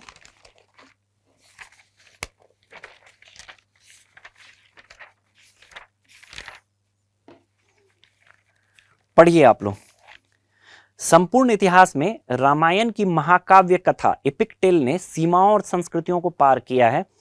इस संदर्भ में रामायण और संबंधित देश के विभिन्न रूपांतरणों के निम्नलिखित युग्मों पर विचार करिए। ठीक है, एक तरफ रामायण का ये दिया गया है किस देश से संबंधित है, और मतलब उसका रूपांतरण जो देश है उसकी चर्चा की गई है। ठीक है, इसमें पहला है थाईलैंड, रामकियन, दूसरा है इंडोनेशिया, रामायण काकावीन, और तीसरा दक्षिण कोरिया, यमजाटटा। आपसे पूछा गया है कि कितने सही हैं। देखो, अब ये भी थोड़ा आउट ऑफ द बॉक्स मतलब प्रश्न है, लेकिन करंट में चर्चा में रहा। अब देखो, अभी राम मंदिर का ये किया गया है, हाल ही में जनवरी 2024 में राम मंदिर में भगवान श्री राम की प्राण प्रतिष्ठा की गई मूर्ति की। तो उसके बाद से एक बार देखो, सवाल को पकड़ने के लिए ना, कल्चर के सवाल को, जो थोड़ा अप्लाइड टाइप का सवाल है, इस तरह के सवाल पूछे जा रहे हैं यूपीएससी में, तो आपको थोड़ा ध्यान रखना पड़ेगा करंट में। तो इसके कारण ये चर्चा में आ गया है। अब देखो, रामायण की अगर बात की जाए तो भारत में तो प्रचलित है ही, भारत के बाहर भी, एशिया में, मतलब आप पूरे एशिया महादेश के विभिन्न क्षेत्रों में, विशेषकर जो पूर्वी एशिया, दक्षिण पूर्व एशिया, आसियान कंट्रीज हैं और पूर्वी एशिया के देश हैं, वहां पे रामायण की कथा या भगवान श्री राम की जो कथा है वो काफी प्रचलित है। हर देश के अपने अपने वर्जन हैं। ठीक है, ऐसा माना जाता है कि 300 से अधिक राम कथा प्रचलित है। रामायण मूल क्या है, अगर हम आते हैं हम इस प्रश्न पे, उससे पहले हम इसके बैकग्राउंड को समझ लेते हैं। अगर हम रामायण राम कथा की बात करें तो 300 से अधिक राम कथा प्रचलित है। भारत की जो विभिन्न भाषाएं हैं उसमें तो है ही अलग अलग टाइप के रामायण। मतलब मूल क्या है इन सभी राम कथा का? मूल हम किसको मानते हैं? मूल हम मानते हैं वाल्मीकि रामायण को। वाल्मीकि रामायण को मूल हम मानते हैं। वाल्मीकि रामायण में जो राम कथा है उसी के आधार पर अलग अलग क्षेत्रों में हमें राम कथा देखने को मिलती है। भारतीय उपमहाद्वीप की विभिन्न भाषाओं में तो दिखती ही है, साथ ही साथ जो एशिया के अन्य भाग हैं, कम से कम 9 देश हैं जहां आपको राम कथा का एक वर्जन हमें देखने को मिलता है, विशेष करके जो इंडोनेशिया, कंबोडिया, थाईलैंड, दक्षिण कोरिया, चीन, बर्मा, इन सारे देशों में जो पूर्वी एशियाई देश हैं यहाँ पे हमें देखने को मिलते हैं। इसी पे ये प्रश्न आपसे पूछा गया है। अब आते हैं प्रश्न पर। ये यहाँ पे प्रिंट थोड़ा उल्टा हो गया, ये रामायण का रूपांतरण इधर है और संबद्ध देश इधर है। ठीक, पहला देखो थाईलैंड, ये सही है, जो रामकियन है, थाईलैंड का जो वर्जन है रामायण का, राम कथा का, वो रामकियन ही है। दूसरा है इंडोनेशिया, रामायण काकावीन या काकावीन रामायण भी कहा जाता है इसको, तो ये भी सही है। तीसरा जो है दक्षिण कोरिया, यमजटडा, ये गलत है। दक्षिण कोरिया में ये नहीं, ये यमजटडा जो है ये जो है आपको, ये बर्मा से संबंधित है, बर्मा या म्यांमार से संबंधित है। अनऑफिशियली इसको, ये भी राम कथा ही है, यमजटडा भी, आप ध्यान में इसको नोट डाउन कर लें कि बर्मा या म्यांमार से संबंधित है। और अनऑफिशियली बर्मा का मतलब राष्ट्रीय काव्य, महाकाव्य के रूप में इसकी पहचान की जाती है। ठीक, तो अब पूछा है कौन सा सही है, तीसरा गलत है, दूसरा, पहला और दूसरा जो है सही है, विकल्प ए जो है सही उत्तर हो जाएगा। अब देखो हमने बात की वाल्मीकि रामायण की, थोड़ा बहुत हम इसके बारे में और विस्तार से समझ लेते हैं। वाल्मीकि रामायण मूलतः संस्कृत में लिखी गई है। अब इसमें जो है वाल्मीकि रामायण में इसका जो एग्जैक्ट मतलब निश्चित तौर पे यह कह पाना कि ये किस काल में अंतिम रूप से संकलित हुई, यह बहुत मुश्किल है। फिर भी 8वीं शताब्दी ईसा पूर्व से मतलब 8th सेंचुरी BC से आप मान लो लेकर 3rd सेंचुरी BC तक इसको माना जाता है कि इसका टाइम पीरियड हो सकता है। ठीक, इसी के आधार पर जो हम सबसे प्रचलित रामायण का, राम कथा का ये है, वो क्या है, तुलसीदास कृत जो है रामचरितमानस। अगर हम भारत में बात करें, रामायण के, राम कथा के या रामायण के कई वर्जन हैं, लेकिन जो सबसे लोकप्रिय है वो क्या है, रामचरितमानस। ये तुलसीदास द्वारा कब लिखा गया है, 16वीं सदी में। एक चीज और आप ध्यान में रखिएगा, कई बार इस तरह के सवाल पूछे जाते हैं, तुलसीदास जो थे ये अकबर के आप समकालीन इसको मान लें। ठीक है, 16वीं सदी में अकबर के समकालीन थे, तो एक कथन शायद इस तरह से भी कभी घुमा के दे सकता है, तो उसको भी आप यहीं के यहीं ध्यान में रख लें। एक अन्य बात जो है, रामचरितमानस जब भी हम साहित्य की बात करते हैं तो क्या करते हैं, किस भाषा में है, तो ये अवधी में है। ठीक है,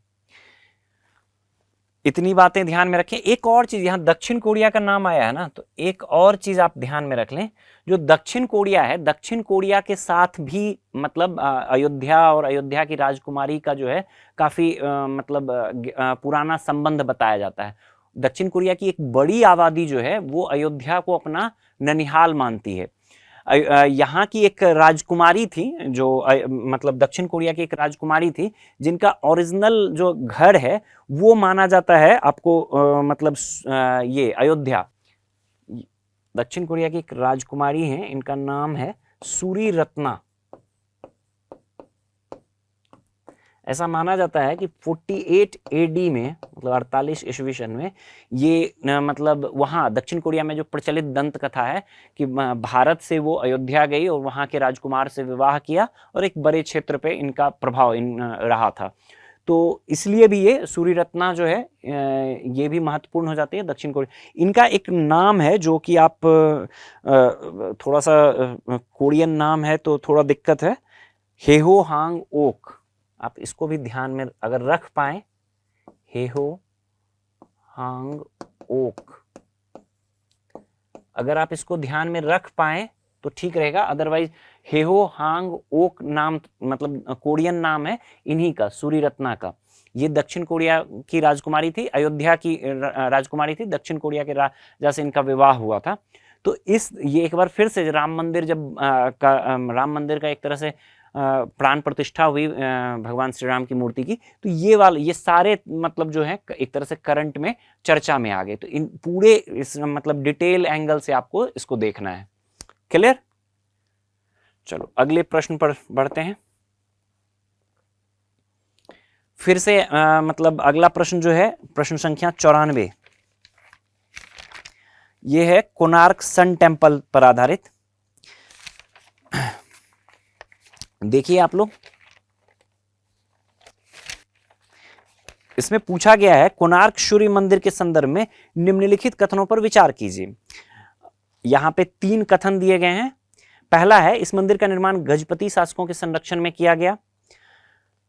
दूसरा है मंदिर के आधार पर बने विशाल पहिए के 12 जोड़े सूर्य देव के रथ के पहियों का प्रतिनिधित्व करते हैं।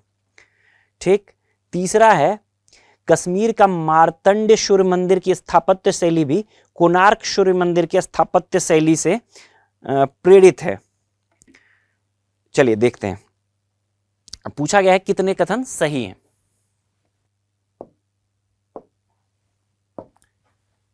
देखो फिर से ये कोणार्क वाला जो सूर्य मंदिर है ये क्या हो जाएगा? पहली बात, यूनेस्को वर्ल्ड हेरिटेज साइट है, तो महत्वपूर्ण हो गया, ध्यान में रखना है, डिटेल ध्यान में रखना है। ये संभवतः 1984 में इसको भी यूनेस्को, एक बार ईयर चेक करना, बट इतना ध्यान में रखो कि ये यूनेस्को वर्ल्ड हेरिटेज साइट में है। इस मंदिर का निर्माण गजपति शासकों के संरक्षण में किया गया था। नहीं, बिल्कुल गलत बात। ये गंग वंश के शासक थे, या यूं कहें पूर्वी गंग वंश के शासक थे, नरसिंह देव प्रथम, नरसिंह देव प्रथम या नरसिम्हादेव आप समझ सकते हैं, नरसिम्हादेव। तो गंग वंश के शासक थे, ना कि गजपति शासक थे। अगर हम कलिंग के इतिहास, मध्यकालीन कलिंग के इतिहास को देखें तो उसमें 2 महत्वपूर्ण वंशों में, शासक वंशों में, एक कौन सा है? एक है आपको गंग वंश और दूसरा है गजपति वंश। गंग वंश के बाद होंगे गजपति वंश, ठीक है। और ये 13वीं सदी में, 13वीं सदी में इस मंदिर का निर्माण करवाया गया गंग वंश, पूर्वी गंग वंश के शासक नरसिम्ह देव द्वारा। इतना ध्यान में, टाइम पीरियड एग्जैक्ट की जरूरत नहीं, बट इतना ध्यान में रखिए कि 13वीं सेंचुरी में गंग वंश के शासक। नाम भी जरूर ध्यान में रखेंगे शासक का, नरसिम्हादेव। दूसरा, मंदिर के आधार पर बने विशाल पहियों के 12 जोड़े सूर्य देव के रथ का प्रतिनिधित्व करते हैं। ये भी एकदम सही, ये जो है एकदम सही है। देखो पूरा का पूरा जो सन टेम्पल है कोणार्क वाला, वो एक रथ के फॉर्म में बना हुआ है, ठीक है। आपको इसको देख के आभास होगा कि एक पूरा रथ है ये। इसमें 7, इसकी विशेषताओं की बात करें तो 7 घोड़े हैं इसमें। जैसे भगवान सूर्य के, भगवान सूर्य का जो रथ है उसको 7 घोड़े, मतलब ऐसा माना जाता है कि 7 घोड़े उनके रथ को खींच रहे हैं, तो 7 घोड़े दर्शाया गया है इसमें। अगर दूसरा क्या है कि 12 पहिए हैं इसके, दोनों साइड 12-12 पहिए हैं, टोटल 24 पहिए हैं इसमें, रथ के समान ये दिखता है। ये तो हो गया कि पूरा रथ के समान है, भगवान सूर्य का रथ है। अब इसका जो एक्सप्लेनेशन है वो अलग अलग तरह से दिया जाता है। जो ये 7 घोड़े हैं ना, इनको कहा जाता है कि ये सप्ताह के 7 दिनों का प्रतिनिधित्व करते हैं। ये जो 12 रथ के पहिए हैं, इनके बारे में कहा जाता है कि ये जो 12 रथ के पहिए हैं, ये 24 घंटों, 12-12 24, ये 24 घंटों का प्रतिनिधित्व करते हैं। और एक अन्य एक्सप्लेनेशन है कि ये साल के 12 महीनों का प्रतिनिधित्व करते हैं। तो इस तरह से भी ध्यान में रखेंगे। ये आधार पर बने विशाल पहियों के 12 जोड़े सूर्यदेव, ओवरऑल मंदिर ही सूर्यदेव के रथ का प्रतिनिधित्व करता है। और जो इसके एक्सप्लेनेशन है 7 घोड़े और 12-12 पहिए, उसके बारे में भी हम लोगों ने समझ लिया। तीसरा है कश्मीर का मार्तंड सूर्य मंदिर की स्थापत्य शैली भी कोणार्क सूर्य मंदिर की शैली से प्रेरित है। गलत, बिल्कुल गलत। अब देखो मार्तंड सूर्य मंदिर जो है ना, ये काफी पुराना है, कोणार्क से कम 500 साल पहले बना हुआ था।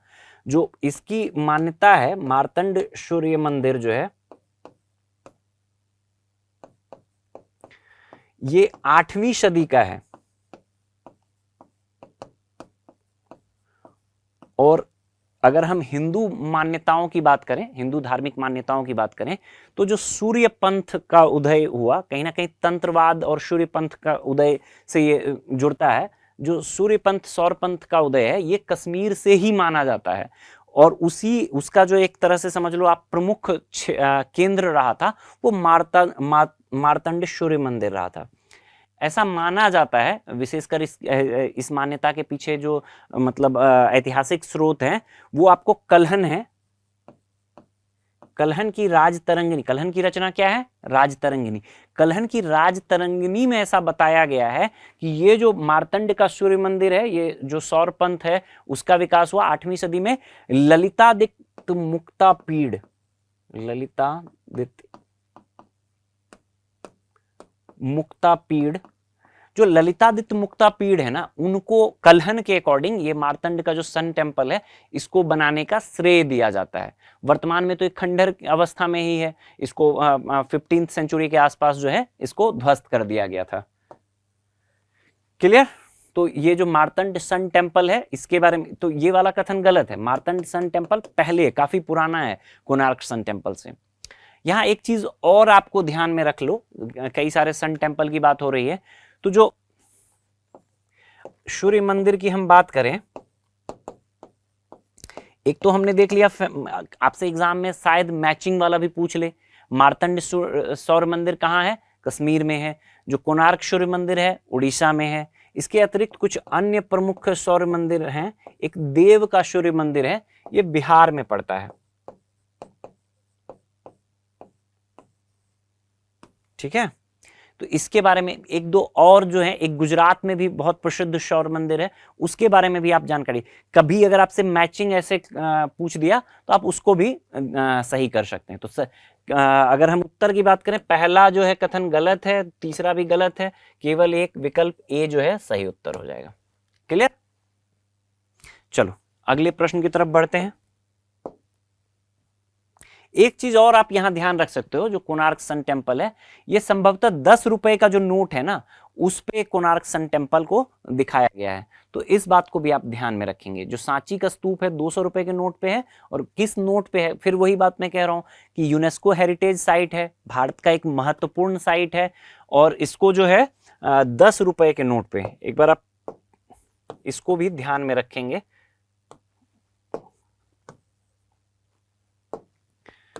10 रुपए के नोट पर है, क्या पता है कि स्टेटमेंट इसी टाइप का दे दिया। और एक और चीज आप ध्यान में रखेंगे, कोणार्क सूर्य मंदिर को ही ब्लैक पैगोडा कहा जाता है। क्यों कहा जाता है ब्लैक पैगोडा? ऐसा माना जाता है जो समुद्री यात्री थे ना, तट पे है एकदम, जो उड़ीसा का तट है ना, आप यहाँ पे देख लो, उड़ीसा एकदम उड़ीसा तट पर है। तो जो समुद्री यात्री थे उन मतलब यहाँ पे ऐसा बताया जाता है कि कुछ इसके किसी टावर से कुछ चुंबकीय आकर्षण था जिसके कारण जहाजों को नष्ट कर देते थे, इसलिए इसको ब्लैक पैगोडा कहा जाता था। ठीक है, काला ग्रेनाइट से ये पूरा का पूरा बना हुआ है। क्लियर? चलो बढ़ते हैं अगले प्रश्न की तरफ। अगला प्रश्न है प्रश्न संख्या 96। देखिए आप लोग, स्वामी विवेकानंद और दयानंद सरस्वती दोनों 19वीं शताब्दी में प्रभावशाली हिंदू धर्म सुधारक थे, किंतु दोनों का दृष्टिकोण भिन्न था। निम्नलिखित में से कौन सा कथन इस भिन्नता को सर्वोत्तम रूप में प्रदर्शित करता है?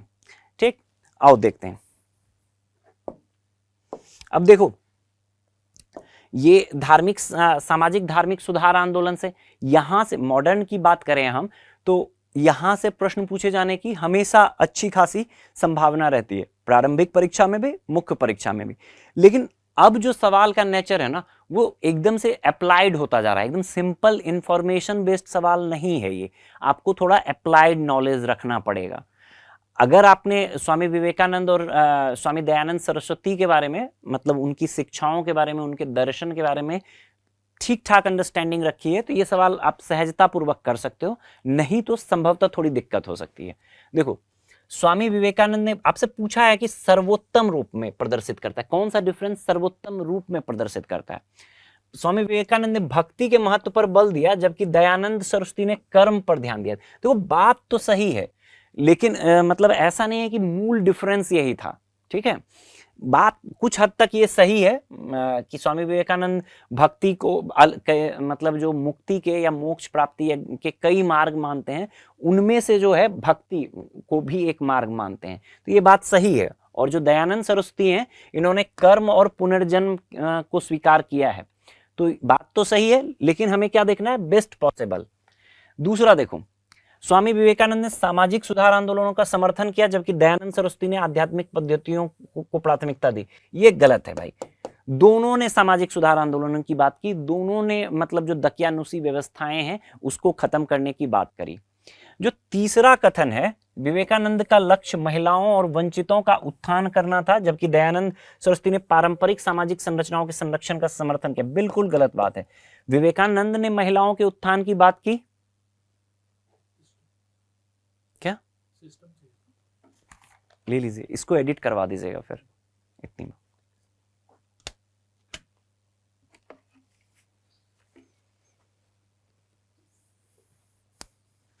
ठीक है, तो विवेकानंद का लक्ष्य महिलाओं और वंचितों का उत्थान करना था, जबकि दयानंद सरस्वती ने पारंपरिक सामाजिक संरचनाओं का, तो ये बिल्कुल गलत बात है। विवेकानंद दोनों ने महिलाओं के उत्थान की बात की, और स्वामी दयानंद सरस्वती ने काफी मतलब एग्रेसिवली जो है, जो सामाजिक संरचना दकियानुसी व्यवस्थाएं थी, पुरोहितवाद था, विधवाओं की दयनीय स्थिति थी, बाल विवाह, इस तरह की मतलब काफी रेडिकल तरीके से इनका विरोध किया। चौथा जो है, विवेकानंद का मानना था कि मूर्ति पूजा ईश्वर को समझने का एक मार्ग हो सकता है, जबकि दयानंद सरस्वती से वैदिक शिक्षाओं के विपरीत बताकर अस्वीकार कर दिया। ये बिल्कुल सही बात है। देखो यहां पे समझना हमें क्या है, विवेकानंद जो है, विवेकानंद के गुरु रामकृष्ण परमहंस थे। विवेकानंद पर कहीं ना कहीं उनके गुरु का प्रभाव रहा था। ठीक है, रामकृष्ण परमहंस का प्रभाव रहा था, और रामकृष्ण परमहंस जो है मूर्ति पूजा में विश्वास करते थे। तो विवेकानंद ने भी उस चीज को स्वीकार किया और माना कि इसके माध्यम से भी एक ईश्वर को समझने का एक मार्ग हो सकता है। मैंने शुरू में ही कहा कि इन्होंने कई सारे मार्गों, भक्ति को, मूर्ति पूजा को भी स्वीकार किया, लेकिन दयानंद सरस्वती ने पूरी तरह से मूर्ति पूजा का खंडन किया। इन्होंने कहा, इनका क्या नारा था दयानंद सरस्वती का, वेदों की ओर लौटो, और सिर्फ वेदों की बात कर रहे हैं, अन्य किसी चीज की नहीं बात कर रहे हैं। और वेदों में ये मानते हैं कि कहीं भी मूर्ति पूजा की चर्चा नहीं है, इसलिए जो है मूर्ति पूजा का पूरी तरह से खंडन किया। तो ये वाला जो है बेस्ट एक्सप्लेनेशन है इसका। एक दो चीजें और ध्यान रखिएगा, जो स्वामी विवेकानंद का दर्शन है वो किससे प्रभावित है, वो प्रभावित है वेदांत से। वेदांत मतलब उपनिषद से प्रभावित है। विवेकानंद का दर्शन क्या है, वेदांत या उपनिषद से प्रभावित है। और जो स्वामी दयानंद सरस्वती का दर्शन है वो किससे प्रभावित है, वो प्रभावित है आपको वेदों से। वेदों को अकाट्य मानते हैं ये। ठीक, तो इस चीज को भी ध्यान में रखेंगे। क्लियर? अगले प्रश्न पर बढ़ते हैं। अगला प्रश्न है प्रश्न संख्या 97। देखिए, इसमें दिया गया है आपको, एक तरफ आदिवासी विद्रोह दिए गए हैं और उसके दूसरी तरफ जो है उसके जो प्रमुख नेता थे, नेतृत्वकर्ता थे, उनका नाम दिया गया है।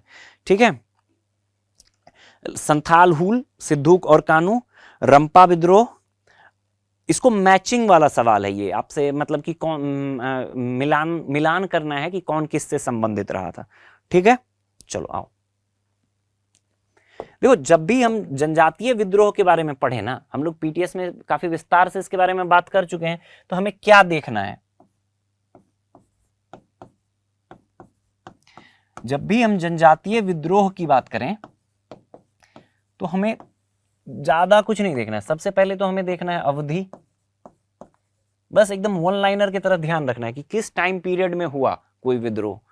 दूसरा, किस क्षेत्र में हुआ। आप क्षेत्र मतलब आज के हिसाब से भी ध्यान में रख सकते हैं कि किस वर्तमान में किस राज्य से संबंधित रहा, या ओवरऑल क्षेत्र में पूर्वी भारत से संबंधित रहा, पश्चिमी भारत से संबंधित रहा, दक्षिणी भारत से रहा। ठीक है, उस तरह से क्षेत्र भी ध्यान रखेंगे और क्षेत्रवार रूप में भी आप इसको ऑर्गेनाइज कर सकते हैं कि इस क्षेत्र से संबंधित प्रमुख जनजातीय विद्रोह। तीसरा, इसके प्रमुख नेतृत्वकर्ता कौन थे।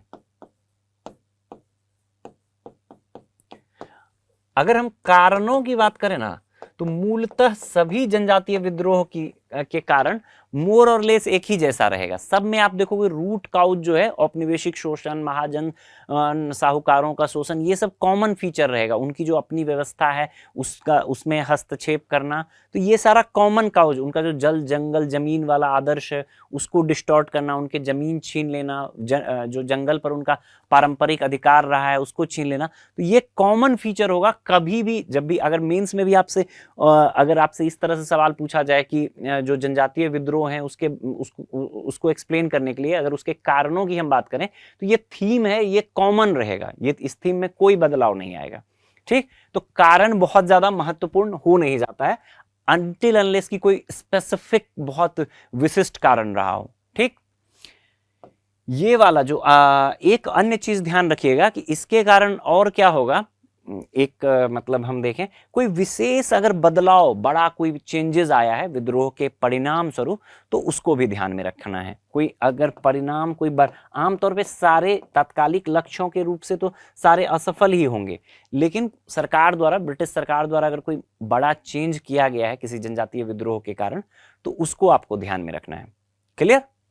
देखो, पहला क्या है, संथाल हुल। तो संथाल हुल डेफिनेटली सुद्धू और कानू से हो जाएंगे, ए का एक हो जाएगा, बाकी वाला विकल्प हटा दो, बी और सी हटा दो।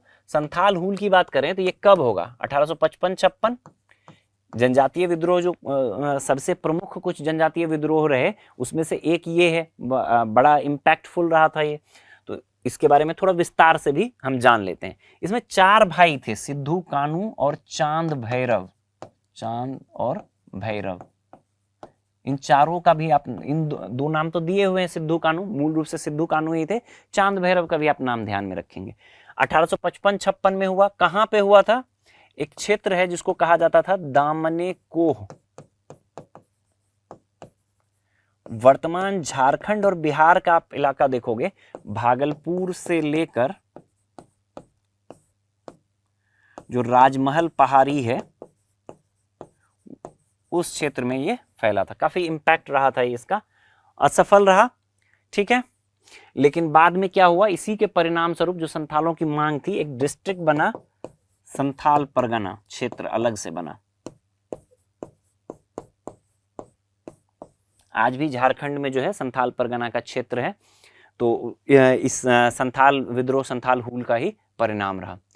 दूसरा जो है रंपा विद्रोह, ये भी काफी प्रसिद्ध है रंपा विद्रोह। ये जो आंध्र प्रदेश का क्षेत्र है उसमें हुआ था, और इसको 2 चरणों में हम देखते हैं, एक 1879-80 और दूसरा 1922-24। ठीक है, तो जो इसके दूसरा चरण है रंपा विद्रोह का, आंध्र प्रदेश में हुआ। दूसरा चरण जो है वो जुड़ता है आपको अल्लूरी सीताराम राजू से। अभी हाल में एक फिल्म आई थी, काफी प्रचलित फिल्म रही थी, आपने एटलीस्ट सुन तो जरूर रखा होगा, RRR नाटू नाटू सॉन्ग, जो ऑस्कर भी मिला था उसे। तो उसी वो जो फिल्म का जो सेंट्रल कैरेक्टर है वो कहीं ना कहीं इस अल्लूरी सीताराम राजू से प्रभावित बताया जाता है। क्लियर। तो रंपा विद्रोह, अल्लूरी सीताराम राजू हो गए। पाइका विद्रोह, पाइका विद्रोह की बात करें तो ये 1817 से 25 तक इसका प्रभाव रहा, हालांकि 1817-18 में ही खत्म हो गया था। पाइका विद्रोह ये उड़ीसा के क्षेत्र में रहा था, और जो बक्सी जगन्नाथ हैं ये इसके प्रमुख नेता थे। जो उलगुलान है ये मुंडा विद्रोह से जुड़ता है, मुंडा उलगुलान भी कहते हैं। उलगुलान का अर्थ होता है महान हलचल, मतलब जो मुंडा विद्रोह था बिरसा मुंडा का, ये आपको झारखंड में छोटा नागपुर के क्षेत्र में होगा, 1899 से 1900 के बीच में होगा। और इसका इम्पैक्ट इतना ज़्यादा था कि इसको उलगुलान कहा गया, या महान हलचल। उलगुलान का अर्थ होता है महान हलचल। ठीक है, बिरसा मुंडा। और इसके परिणाम स्वरूप क्या होगा, इसके परिणाम स्वरूप आगे चलकर, तत्काल तो नहीं होगा, 1908 में छोटा नागपुर टेनेंसी एक्ट CNT पारित होगा बिरसा मुंडा के आंदोलन से। अब अगर हम मैचिंग करें तो संथाल हुल सिद्धू कानू रंपा विद्रोह, बी का क्या हो जाएगा 3, बी का 3 हो जाएगा, तो विकल्प डी जो है आपका सही उत्तर हो जाएगा। ठीक, तो हमें इतना ही ध्यान में रखना है किस क्षेत्र में हुआ था, कौन प्रमुख नेता थे, कारण हमने बता दिया कि कारण थीम एक ही जैसा रहेगा, और कुछ नेतृत्वकर्ता कौन थे, और कुछ स्पेसिफिक उसका परिणाम हो, जैसे CNT एक्ट हुआ या संथाल परगना की स्थापना होगी, तो उस चीज को भी हमें ध्यान में रखना है साथ के साथ। क्लियर? चलो बढ़ते हैं अगले प्रश्न की तरफ। अगला प्रश्न है प्रश्न संख्या 98। पढ़िए आप लोग। विजयनगर साम्राज्य के संदर्भ में महानवमी डिब्बा शब्द का अर्थ है, देखो ये फिर से एक टर्मिनोलॉजी हो गया और थोड़ा स्पेसिफिक कर दिया गया है। तो महानवमी डिब्बा क्या है, मतलब ये देखो, एक इसको टर्मिनोलॉजी बेस्ड भी समझ सकते हो और इसको स्पेसिफिक जो है विजयनगर स्थापत्य से भी समझ सकते हो।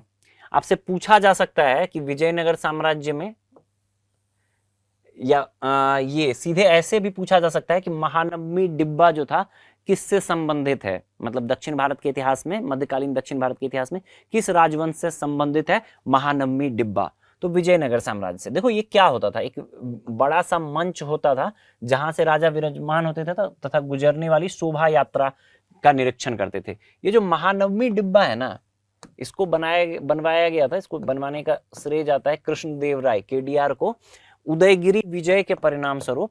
ऐसा बताया जाता है कि उदयगिरी विजय के उपलक्ष्य में इन्होंने बनवाया था।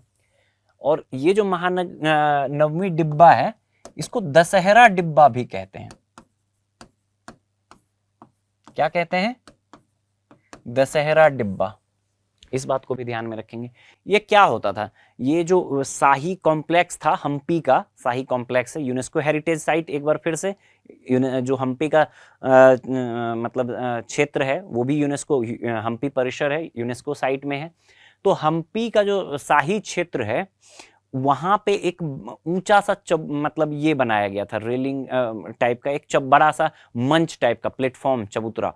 राजा वहां पे विराजमान होते थे और दशहरे की जो नवरात्रि की झांकी होती थी ना, उसका मतलब उसको देखते थे, उसका निरीक्षण करते थे। इसीलिए इसको महानवमी डिब्बा या दशहरा डिब्बा भी कहा जाता है। क्लियर?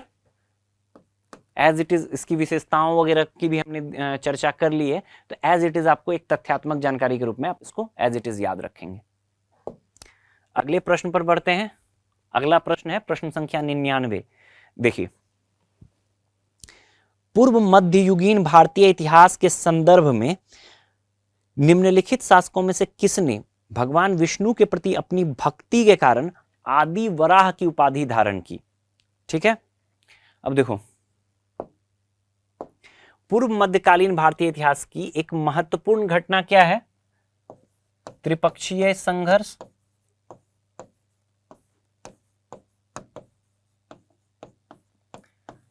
ठीक है, त्रिपक्षीय संघर्ष जो है किसके कारण हुआ था?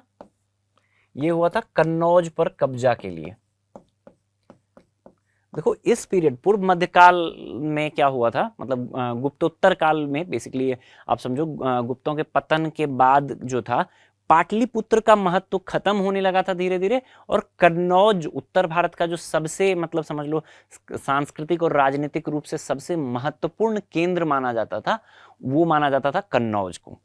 और ये त्रिपक्षीय संघर्ष में 3 राजवंश, यही कन्नौज पर कब्जा करने के लिए 3 राजवंश, पाल, प्रतिहार, गुर्जर प्रतिहार, और राष्ट्रकूट, दक्कन से राष्ट्रकूट, इसके हिस्सेदार थे। ये इन तीनों के बीच ये त्रिपक्षीय संघर्ष चला। इसी में से जो मतलब अब जितने भी ऑप्शंस हैं, देखो ये पहला राष्ट्रकूट वंश का शासक ध्रुव, ठीक, पाल वंश का शासक देवपाल और गुर्जर प्रतिहार, ये तीनों किससे जुड़ गए? त्रिपक्षीय संघर्ष से। तो हमें थीम पकड़ना है। अगर आप थीम त्रिपक्षीय संघर्ष को आपने ठीक से पढ़ा है तो आप इस सवाल को कर लेते। त्रिपक्षीय संघर्ष में कौन से राज क्या था, कौन से राजवंश इन्वॉल्व थे और उस राजवंश के प्रमुख शासक कौन थे, उनके बारे में जब आप पढ़ोगे तो वहां हम पढ़ते हैं गुर्जर प्रतिहार वंश का सबसे प्रतापी शासक कौन था, मिहिर भोज था। इसी ने वैष्णव धर्म में अपनी मतलब भक्ति के कारण इसने क्या किया, आदि वराह की उपाधि धारण की।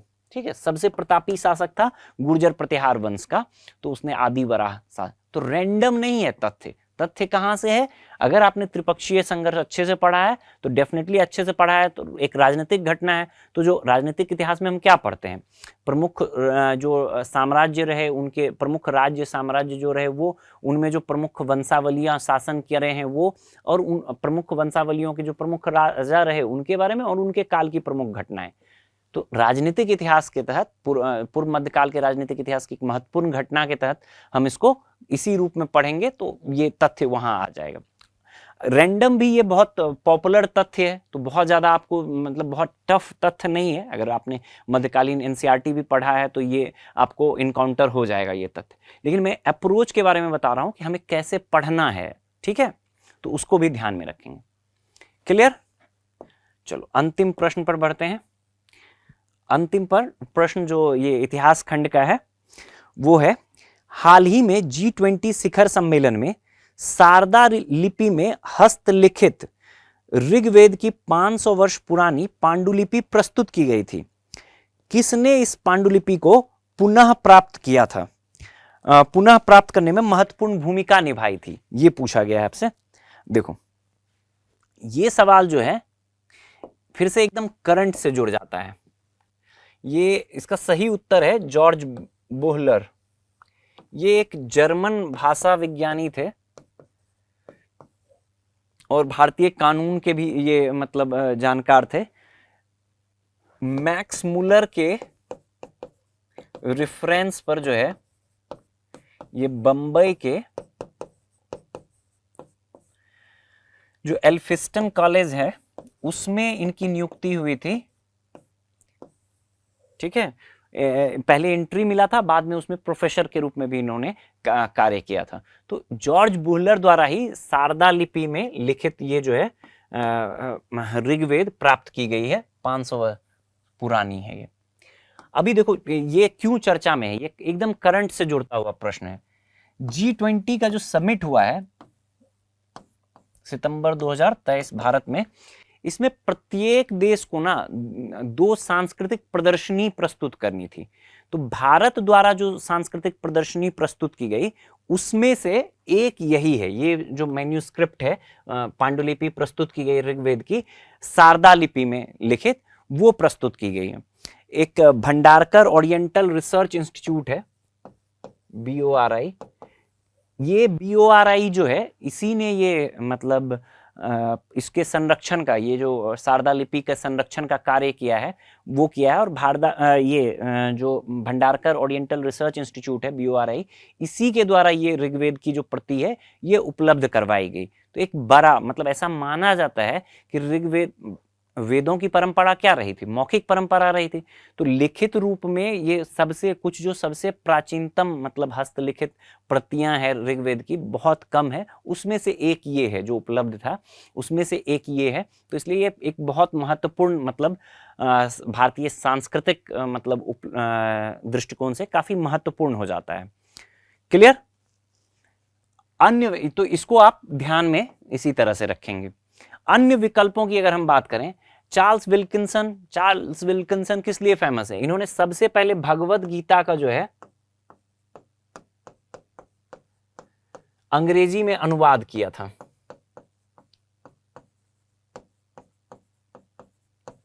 ठीक है, इसको भी ध्यान में रखेंगे। पूछ सकता है विकल्प, हमेशा प्रश्न के जो मूल उत्तर है उसके साथ साथ हमें क्या करना है, विकल्पों को भी ध्यान में रखना है। तो चार्ल्स विल्किंसन भगवत गीता का अंग्रेजी में अनुवाद किया। अलेक्जेंडर कनिंघम ब्रिटिश सेना में एक इंजीनियर थे, और जब ASI का गठन हुआ, आर्कियोलॉजिकल सर्वे ऑफ इंडिया 1861 में गठित हुआ, तो इसका पहला महानिदेशक के रूप में इनकी नियुक्ति की गई थी। और महानिदेशक के रूप में भारत में मतलब जो संरक्षण, इसको भारतीय पुरातत्व का मतलब एक तरह से समझ लो पिता भी माना जाता है। तो इन्होंने भारत में संरक्षण के दृष्टिकोण से काफी काम किया है तो ये भी महत्वपूर्ण हो जाता है। विलियम जोन्स के बारे में भी पढ़ा होगा आपने। 1784 में इन्होंने Asiatic Society, Royal Asiatic Society of Bengal, बाद में उसका नाम चेंज होते रहा, एशियाटिक सोसाइटी ऑफ बंगाल की इन्होंने स्थापना की थी। क्लियर?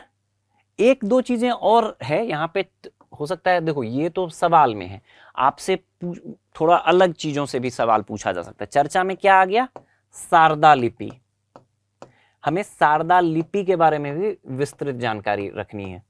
शारदा लिपि क्या था? शारदा लिपि जो है अब लगभग एक तरह से आप मान लो विलुप्त हो चुका है। कश्मीर में कश्मीर में प्रचलित था और कश्मीरी प्लस संस्कृत लिखने के लिए प्रयुक्त होता था। ठीक है। शारदा पीठ जो है कश्मीर में, शारदा लिपि के साथ क्या हो गया, एक शारदा पीठ को भी आप ध्यान में रखोगे। ये जो शारदा पीठ है ये कहां पे है? ये अभी आज का जो पीओके है उसमें है। कश्मीर में जो सरस्वती की पूजा, शारदा मतलब माँ सरस्वती का एक मतलब ये माना जाता है, तो शारदा पीठ भी कश्मीर में काफी प्रसिद्ध रहा था। हालांकि अब मतलब आपको ये डिस्टॉर्टेड रूप में ही है। जब पीओके में करतारपुर साहब खोला गया ना, उसके बाद से ये चर्चा में रही और भारत सरकार भी प्रयासरत थी कि जो ये शारदा पीठ है इसका भी शारदा पीठ कॉरिडोर बनाया जाए और यहाँ भी मतलब जो श्रद्धालु हैं उनको एंट्री दी जाए। तो इस दृष्टिकोण से भी कहीं से भी आपको सवाल पूछा जा सकता है। देखो करंट इतिहास में कल्चर को देखने का जो एक तरीका है, करंट में अगर कोई चर्चा में कोई बात आई तो उसको थोड़ा विस्तृत रूप में देख लो। अगर आपसे ये जॉर्ज बोहलर के बारे में ना पूछकर आपसे सीधे आपसे पूछ ले जो शारदा लिपि है उसके बारे में पूछ ले, तो हम उनके बारे में बेसिक इंफॉर्मेशन, बस कहीं भी ऐसे सवाल में सुविधा ये है कि अगर आपने सुन भी रखा है थोड़ा भी तो आप सवाल सही कर लोगे। शारदा पीठ, अगर शारदा लिपि आ गई तो शारदा पीठ भी कश्मीर से संबंधित है, शारदा लिपि भी कश्मीरी भाषा और संस्कृत लिखने के लिए प्रयुक्त होती है। तो सब देखो इंटर रिलेटेड है। क्लियर? तो ये था हमारा